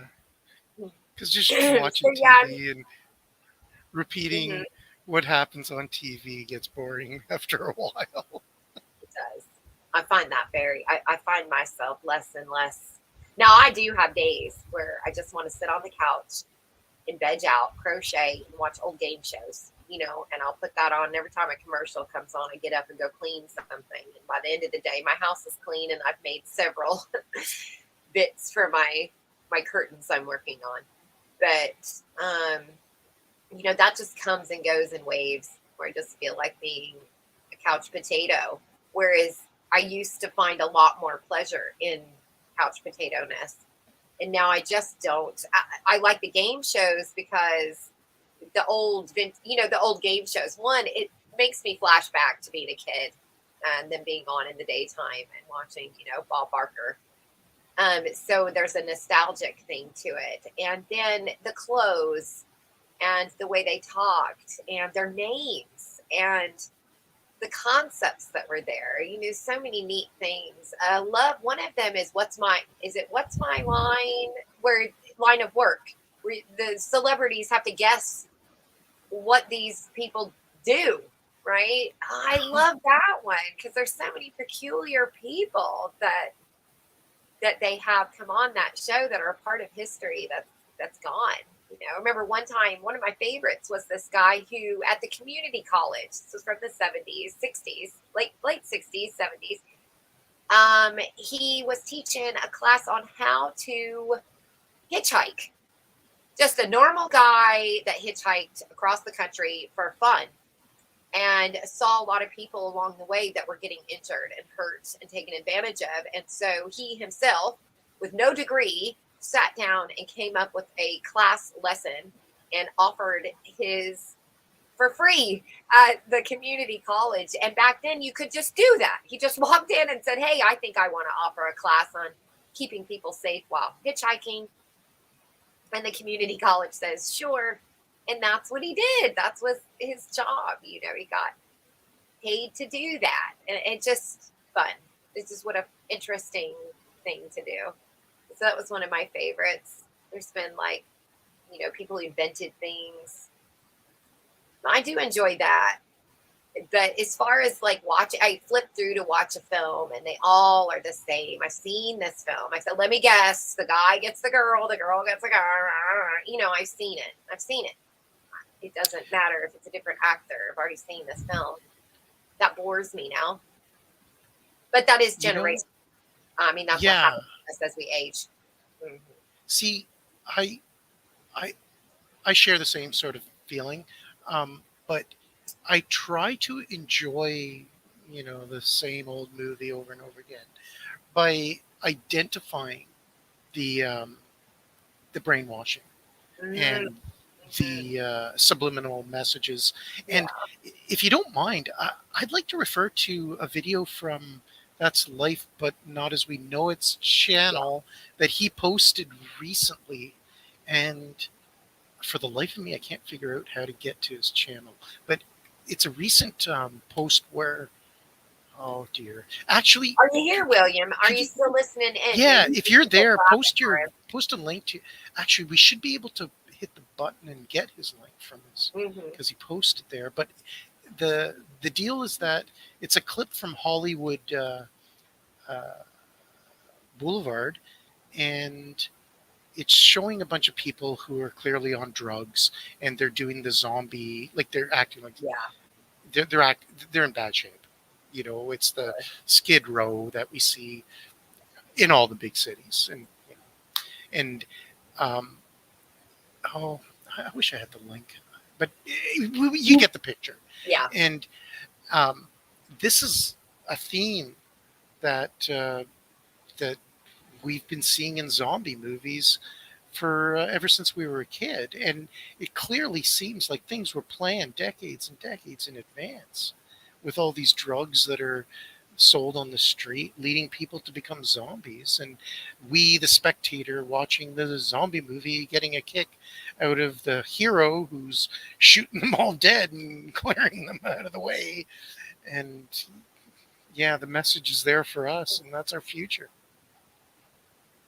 I want to encourage William, if he is listening, or anyone who's listening, regardless of the fact that you might not have 100,000 people listening to you, you do have a couple. We're important enough. We matter enough. I'm going to give Robert a spanner so he can stalk everybody. I just noticed that on this channel he's not got one. So don't stop. I mean, it doesn't. If no one's there, we're only in for a few seconds or a few minutes. I do appreciate that people put their stuff out there. Same thing with you. I noticed when I do catch one of your videos, it's not blowing up. You don't have 100 views, but that's not the point. I appreciate that you put something out there for me. That's how I look at it. That's for me as a friend, and so, don't. I was just listening to a guy that. Mm-hmm. Well, I was about to say, I share the same recommendation and experience from radio. In radio, we never know who's out there listening, and sometimes it feels like nobody's listening. And I've encountered people who came up to me, telling me, "Oh, thanks for playing this one record," or whatever, and never in the 1,000 years would I've expected somebody to have remembered that years later, and they went out and bought the record and whatever, But right. You're right. You never know who's out there listening, and there's always somebody. And if you enjoy it, do it. If you enjoy yes. watching old movies, and if you enjoy sharing things about NASA or sharing things about flags or crochet, if you personally enjoy that, that's all that matters. That's all that matters. Ultimately, is that we're doing things that we ourselves enjoy, and we might find a small handful of people who also enjoy those things. Definitely. I was listening to this guy. He was a reseller, and he had a video about, he wants to give up on YouTube. And I know you've seen these before. And he's just going on about how he gets all these negative comments, and nobody, he doesn't get a lot of money from YouTube. And I'm thinking to myself, okay, well, let me go check out every single video he ever made, including the one he's bitching about, has thousands of views, 9.5, 10,000, 15,000. He had no videos that were under at least 2,000 views. And he's given out that nobody's listening to him. I didn't sub to him. I thought, you're a dick, honestly, because you have thousands of people listening to you and you're complaining no one listens to you. What is wrong with you? You've got something else going on in your mind that, than what is the reality here. A lot of us would die to have 1,000 views on one video, let alone 10,000 on a video. And you're giving out about nasty comments left. I hear that a lot. People saying they're going to quit YouTube because no one watches and they get nasty comments. That's YouTube. That's what do right. That's like me complaining that I got to that I got to shower and shave in the morning. Right. I find it such a turnoff I just am not interested. You're whining about something like saying, I'm hungry and you have a pantry of food, but you don't have any Snickers. And so you're going to give out. But I don't have any Snickers. Yeah, but you have food. You're giving out about being hungry and there's a whole bunch of food there. You're just being picky, is all. And that's not attractive to me, you know. And a lot of them say they're searching for the algorithm. They're trying to keep up with the algorithm. Then stop doing that. Don't do it for the algorithm. I don't make videos for other people. I make videos for myself. And if I do things that I like, maybe someone else might also like that. Somebody likes watching other people open mail or make a necklace. Well, there you go. 2 people want to watch you make a necklace. Isn't that enough? You know, Well, but I remember having thoughts like that. Mm-hmm. See, there's a lot of people on YouTube who are fake. They're totally fake. They pay to have the numbers monkeyed on their channel to make it look like they've got 9,000 subscribers or 9,000 views. Right. They pay for these things, and they think do. that if and then they complain about what they get left with, right? See, the idea is that if they pay to have the numbers changed to make it look like they've got 9,000, then you and I, when we're just surfing through, we see, 9,000 views on this video. Oh, I better watch it. So for them, they do that to encourage more views, which do not come. So they got conned into buying an advertisement scheme that was undercover, that they cannot come out and say, oh, my numbers are fake. So instead, he's complaining that he's not getting enough views, which is true, because he doesn't have 9,000 views and he doesn't have 9,000 subscribers. You see? He has. So that's how dumb they. Right. Yeah, some of these characters are suckered into doing channels and getting ripped off. Paying somebody to help them make money or whatever. It's the typical scheme. Buy the book on how to become a millionaire or whatever. Yes, buy the book 29. Yeah. I'll help you become rich. Exactly. Buy my book. Yeah, some people on YouTube are like that. Now, there are other people on YouTube whose job is to confuse other real content creators. And they will say, oh, I'm going to quit. Because they want to measure data of, okay, who listens to their show and then quits? Or who listens to the show and doesn't quit and persists. So there's a lot of nonsense on because do you want YouTube. People that listen to you, or do you want people that listen to you? Right. That's what I want. People that absorb what I'm saying, that want to participate in the things that I'm talking about. I don't want people just, me. That's one of my biggest struggles. Is I like participation. I like conversation. I don't want to just sit here and preach to people. That does not entertain me personally. I'm not growing from that. I already know this. Challenge what I'm saying or add to what I'm saying. That's totally different environment than what I like, And I think that's what we have in our community. We have participating members. They're not just participate with us. They comment. We share ideas. We share frustrations. Yes, and Paul just tuned in and said they posted the Shamrock. I get a kick out of all these, everybody from different parts of the island and different islands and across the ocean. Where I am in Canada is traditionally a mix of so many different peoples, and I don't know about you guys with you Shamrock folks, but there's so many people who look like leprechauns where I live. It's endearing, and they don't speak leprechaun. No.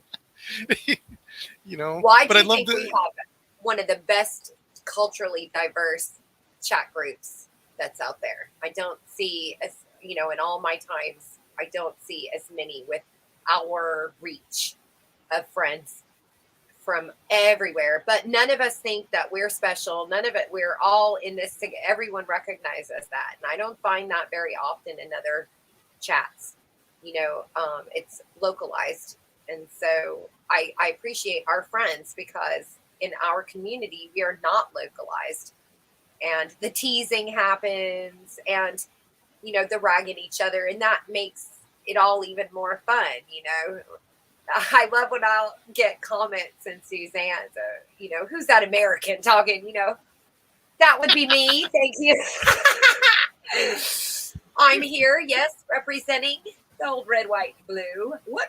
But that's what makes my life interesting. I don't want to. I want to hear from other people. I want to know what's going on in other places, and I want to learn. I'm gonna die. I need to know as much as I am interested in learning before it happens, because I'm one that believes that.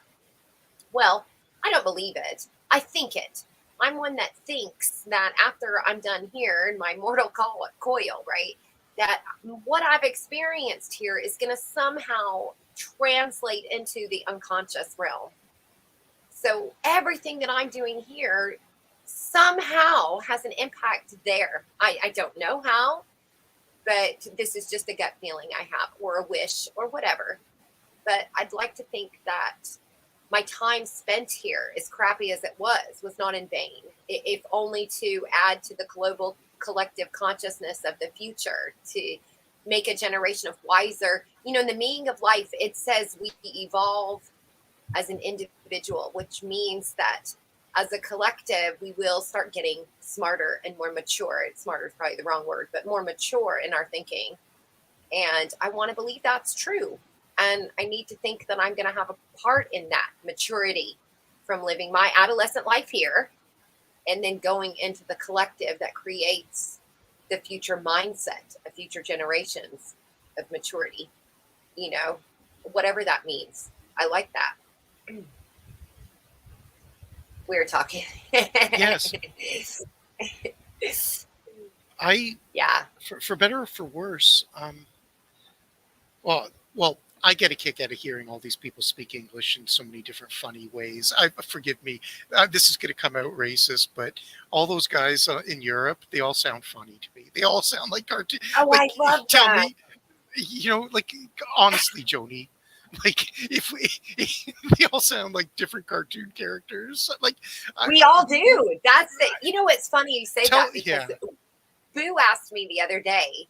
She said, and I had this moment on YouTube, so I'm really excited to have her have this moment so young. But again, look what her environment is. I didn't have this type of environment before when I was young. But she says to me, does that mean that they think we sound funny? We have an accent? And I said, yes. And that you could see the wheels turning in her head, of that's interesting. So I think I sound normal, but to them, I sound like a cartoon character. I sound funny.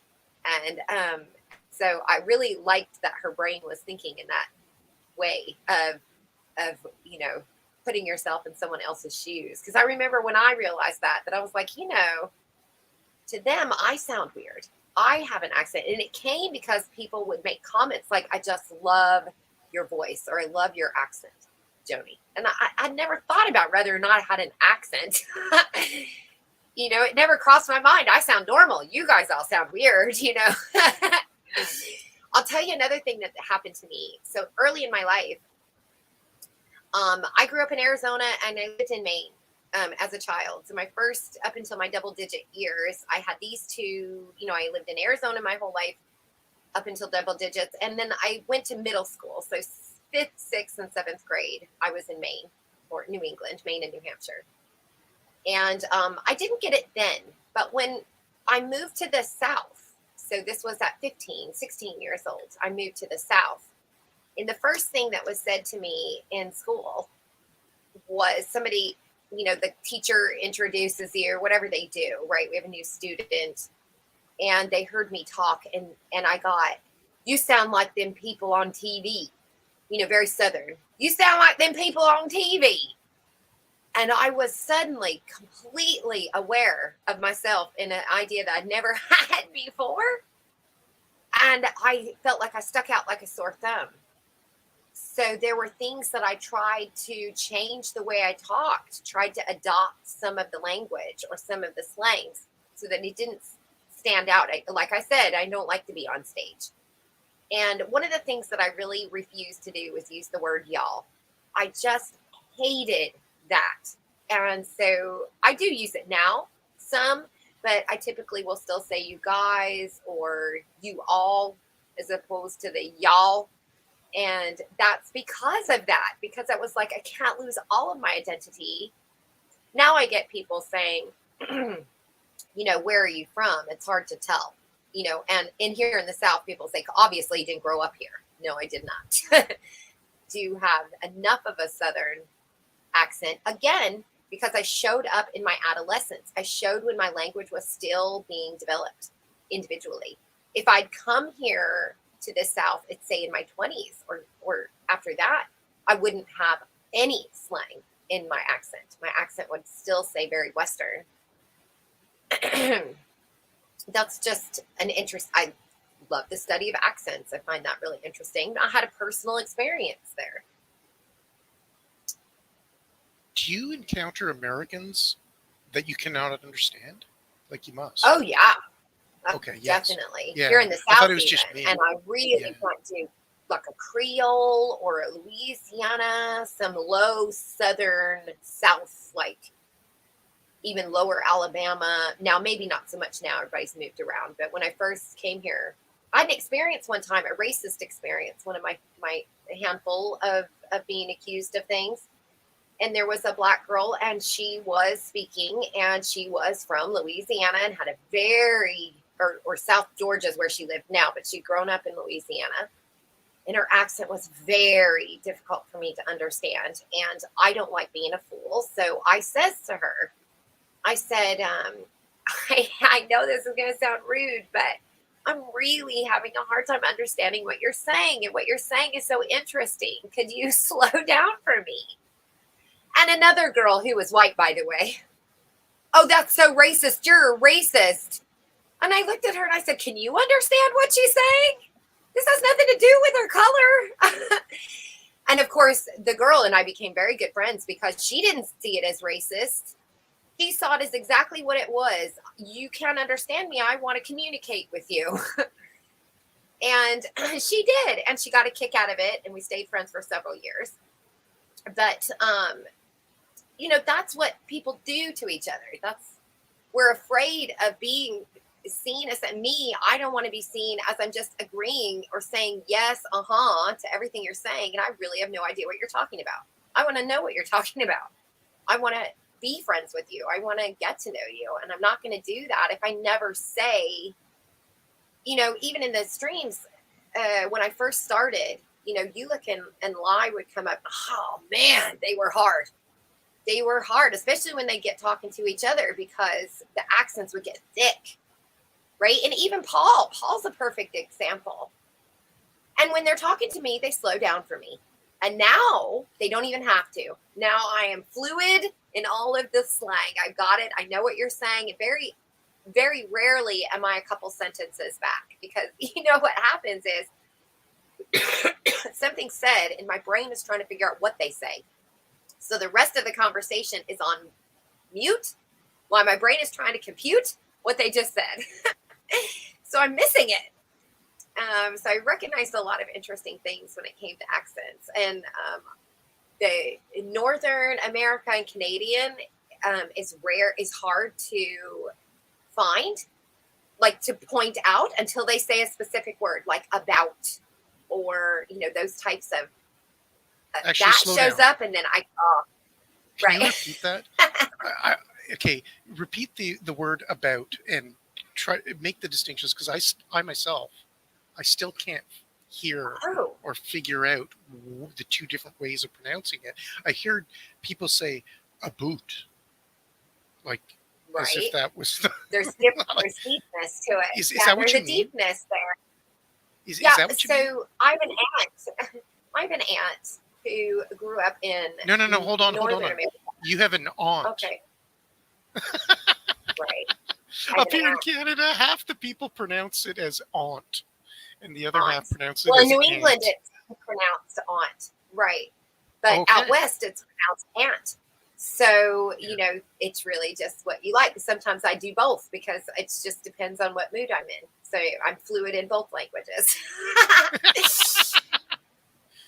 But that because I lived in two different places like that, Yeah. completely different, you know. But the about, so there's an out to it, an ooh kind of sound that pops out when you guys say about, as opposed to an American where it's about, it's a low out, whereas you have an oot attached to it. That's the best way I Okay. can I say still it. can't hear it, but when I say the word about, Fair which one enough. is it?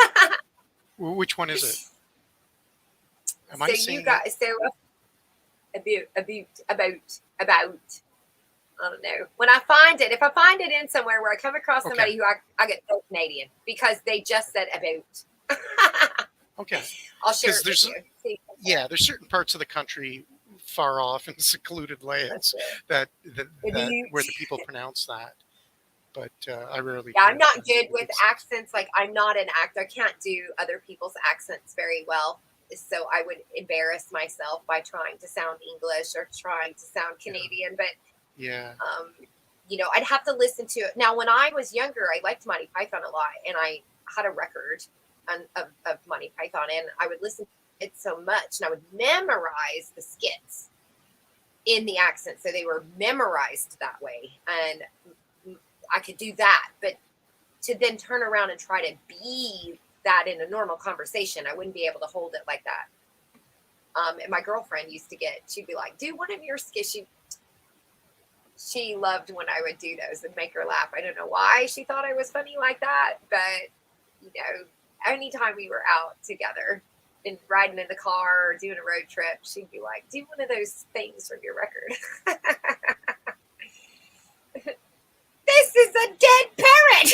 You know, I mean, you know, Steel Yeah. Spring out and pierce both cheeks. I can't even remember them all that were on the record, but you know, there would be these skits there.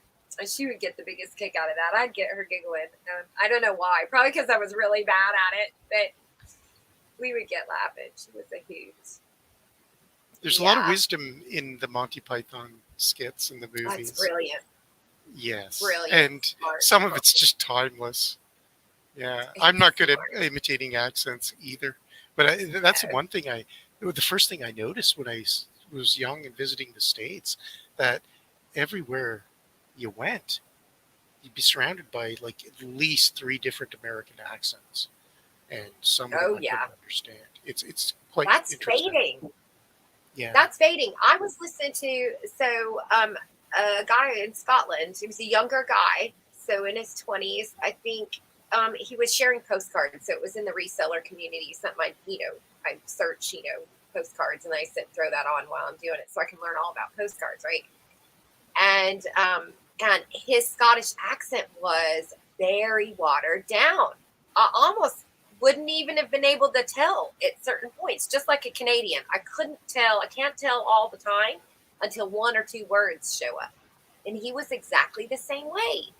And I got to thinking, is that what is happening? Are we all blending because now we're coming together and because we're surrounded by so many different accents and things at younger ages, either through gaming or through YouTube, these reach out communities? Is that influencing? Just legit question to my peers here is, do you believe that might be influencing some of our accents and that we will start to lose those New York, those Ireland, those Southern? Are they going to start blending and disappearing to where in another 2 or 3 generations we all sound the same? Everybody's going to sound Canadian.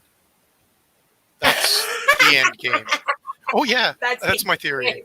See, when I watch, honestly, when I watch Canadian news broadcasts or American news broadcasts, I don't hear a difference in accent.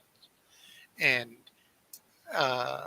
now maybe there is with some of them, but in general, the biggest American newscasters speak with an accent that does not sound any different than what I'm commonly hearing. amongst my peers. Um, That's an but interesting thing. well, you know what? I'm just triggered with the Scottish flag there. Oh, the guys in the chat are mentioning Scottish or whatever. Well, one thing that I recently saw in some architecture in downtown Ottawa is that there's a building to with a stone that indicates that it used to be the Bank of Nova Scotia, which is transformed today. But at the time, it's dated before Nova Scotia was a province in Canada. Oh, So, okay, like there's a lot of that's great. Scottish people who colonized or who were pioneers where I live, and there's like, oh yeah, there's been so many Scottish families in and out here wiped out. But there's a building for the Bank of Nova Scotia before Nova Scotia existed. I do find our country really interesting. It's too bad I'm not more interested in the history of North America because there's parts of it that is, I just, that's bad to say, but I think too, I was flooded with American history so much as a kid that I just, outside of doing the founding fathers, I found that a fun rabbit hole to go down. I really did enjoy doing that. I'll probably do that again next year. I really liked reading and learning about how this country came to be from a different perspective than a teacher, where I'm doing my own digging and because America was, my husband's family is Finnish. And so where they were in Chicago, there was a group of Finns. There was a collective community, and you see that in the Irish, Italian is what I was thinking there. In these cities as well. And I remember when I was much younger, there were very distinct cultural accents which are being lost now. So I dated a guy whose family was Italian. A DeBello, that was his last. You can't get much more Italian in here. And all of his family, his mother, his father, but he didn't as much. His whole family was very thick in the Italian accent. And it's just starting to fade. It's sad. I don't know if I like it. I'm not a fan. I really like our segregation in a way because it holds those cultures together. What's happening to our friends' countries is beyond sad. I joke with you all the time. You're being Americanized. That's what's happening to you. You're being you know Americanized. What? Speaking of being Americanized, same thing that happens. Well, speaking of you look Americanized accents or whatever, like last week, when EE was on the chat and he had pointed out when Ulick pronounced the family name Leacock, or he pronounced it correctly by pronouncing it Laycock. And right. I found that endearing because that was first introduced to me long time ago with respect to the name McKay, or the Irish properly pronounce it Mackay. And so there's once in a blue moon somebody will pronounce the last name McKay properly, Mackay, but that person clearly comes from Ireland, and somebody who's born in Canada won't pronounce it Mackay. They'll pronounce it McKay. And the name Leacock is there's a famous Canadian writer of fiction called Stephen Leacock. And for my whole life, we all pronounce his last name Leacock, but Ulick pronounced it correctly, Laycock. I find that cool. And how a person's accent reveals their origin. That's what I would say. Yeah. Right. But like you said, where your accent will indicate that you're not, or local, or that you are. And there's a thing in Canadian cinema. There was a few French Canadian comics who were they made political commentary in the same way as Monty Python would make fun of politics, but they did it in Quebec, so it was in French, and they made fun of French Canadians, and they made fun of all the stupid things that French Canadians say in bastardizing their language, all the grammatical errors, mixing up French and English, and so on and so forth in their movie. And French Canadians watched their movie and didn't get the jokes because for them, they just thought it was normal. They didn't see that they were being teased. And so their comedy sort of backfired on for the movie producers, because they were expecting people to laugh at themselves, and these people were so ingrained in speaking terrible French that they didn't see it as that they didn't know that they were making grammatical errors. Funny. Oh man, yeah. You never really think about it until you know. Most people do not most people do not dissect our vernacular and accents the way we do. Most people just never give it a second thought. But I do. I'm very interested in it. I find it. I am too, cool. and yeah, like unfortunately, the way people speak in their accents becomes a filtering ground for like brutal racism. Like, in certain cultures where people speak the same language, but they speak it from different places, they get filtered out by the way they talk. Sure. Yeah. Funny. But I want to pose a question Well, to the overseas crew. Okay. Do you guys, Yes, overseas either crew. from Scotland or Ireland or the UK or anywhere in Europe, do you hear me? Do you have difficulty understanding what I say? Now, I realize that maybe I stammer or that sort of thing, but with respect to lexicon and accent, do you ever have to pause the way Joni and I were saying we have to do for you guys, and like spend more time? Oh, I doubt it. I would Like, guess probably not. Because if you do, please say yes. I'd like to know that. You want to know? I would think the only time that they might struggle is if we say a word that is locale. Yeah. Not generally, Robert says. I would say we probably have more of the simplest of accents worldwide, maybe. I struggle with some more than others. UK is easy to understand. Australia is very easy to understand. I can forget that if I listen to them long enough, I can forget that they're from, I'm not even noticing. I'm like that now with Ulick. I hardly, as far as I'm concerned, he sounds just like I do.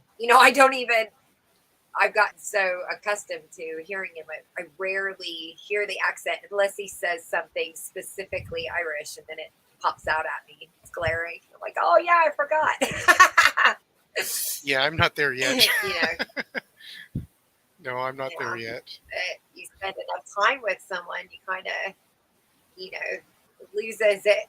It loses that. But yeah, I do find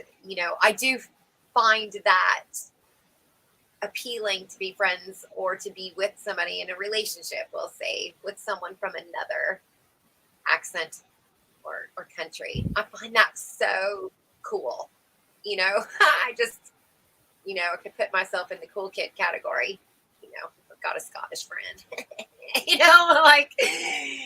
I just think that's neat. I can see the appeal of why that is attractive in relationship statuses. To the old, you go to Paris on vacation and you pick yourself up a Frenchman, and now the two of you are gallivanting around the world. There's something very kind of, I guess, attractive or sexy would be the right word to use about that. Having someone that speaks differently than you. Maybe not everyone would be that way, but I'm definitely that way. What's been pointed out to me, some guy from American Spanish. Like what he said. Yeah. Oh, yeah, for sure. He says, Yeah. Oh, yeah. That's good. That's good. But you know the guy, the Spanish, I think he was Spanish, General Cortez, who was Yeah. gallivanting from the south up to Texas and around or whatever. Well, the point, he had a wife, so to speak, who was a native, who acted as his translator, and she was able to translate Spanish to the locals and be his essentially right hand woman for all of his Mm. expeditions and slave trade and so on and so forth. Yeah. Yeah. But he wasn't able to speak with speak native, Mm. and so Never bothered to learn.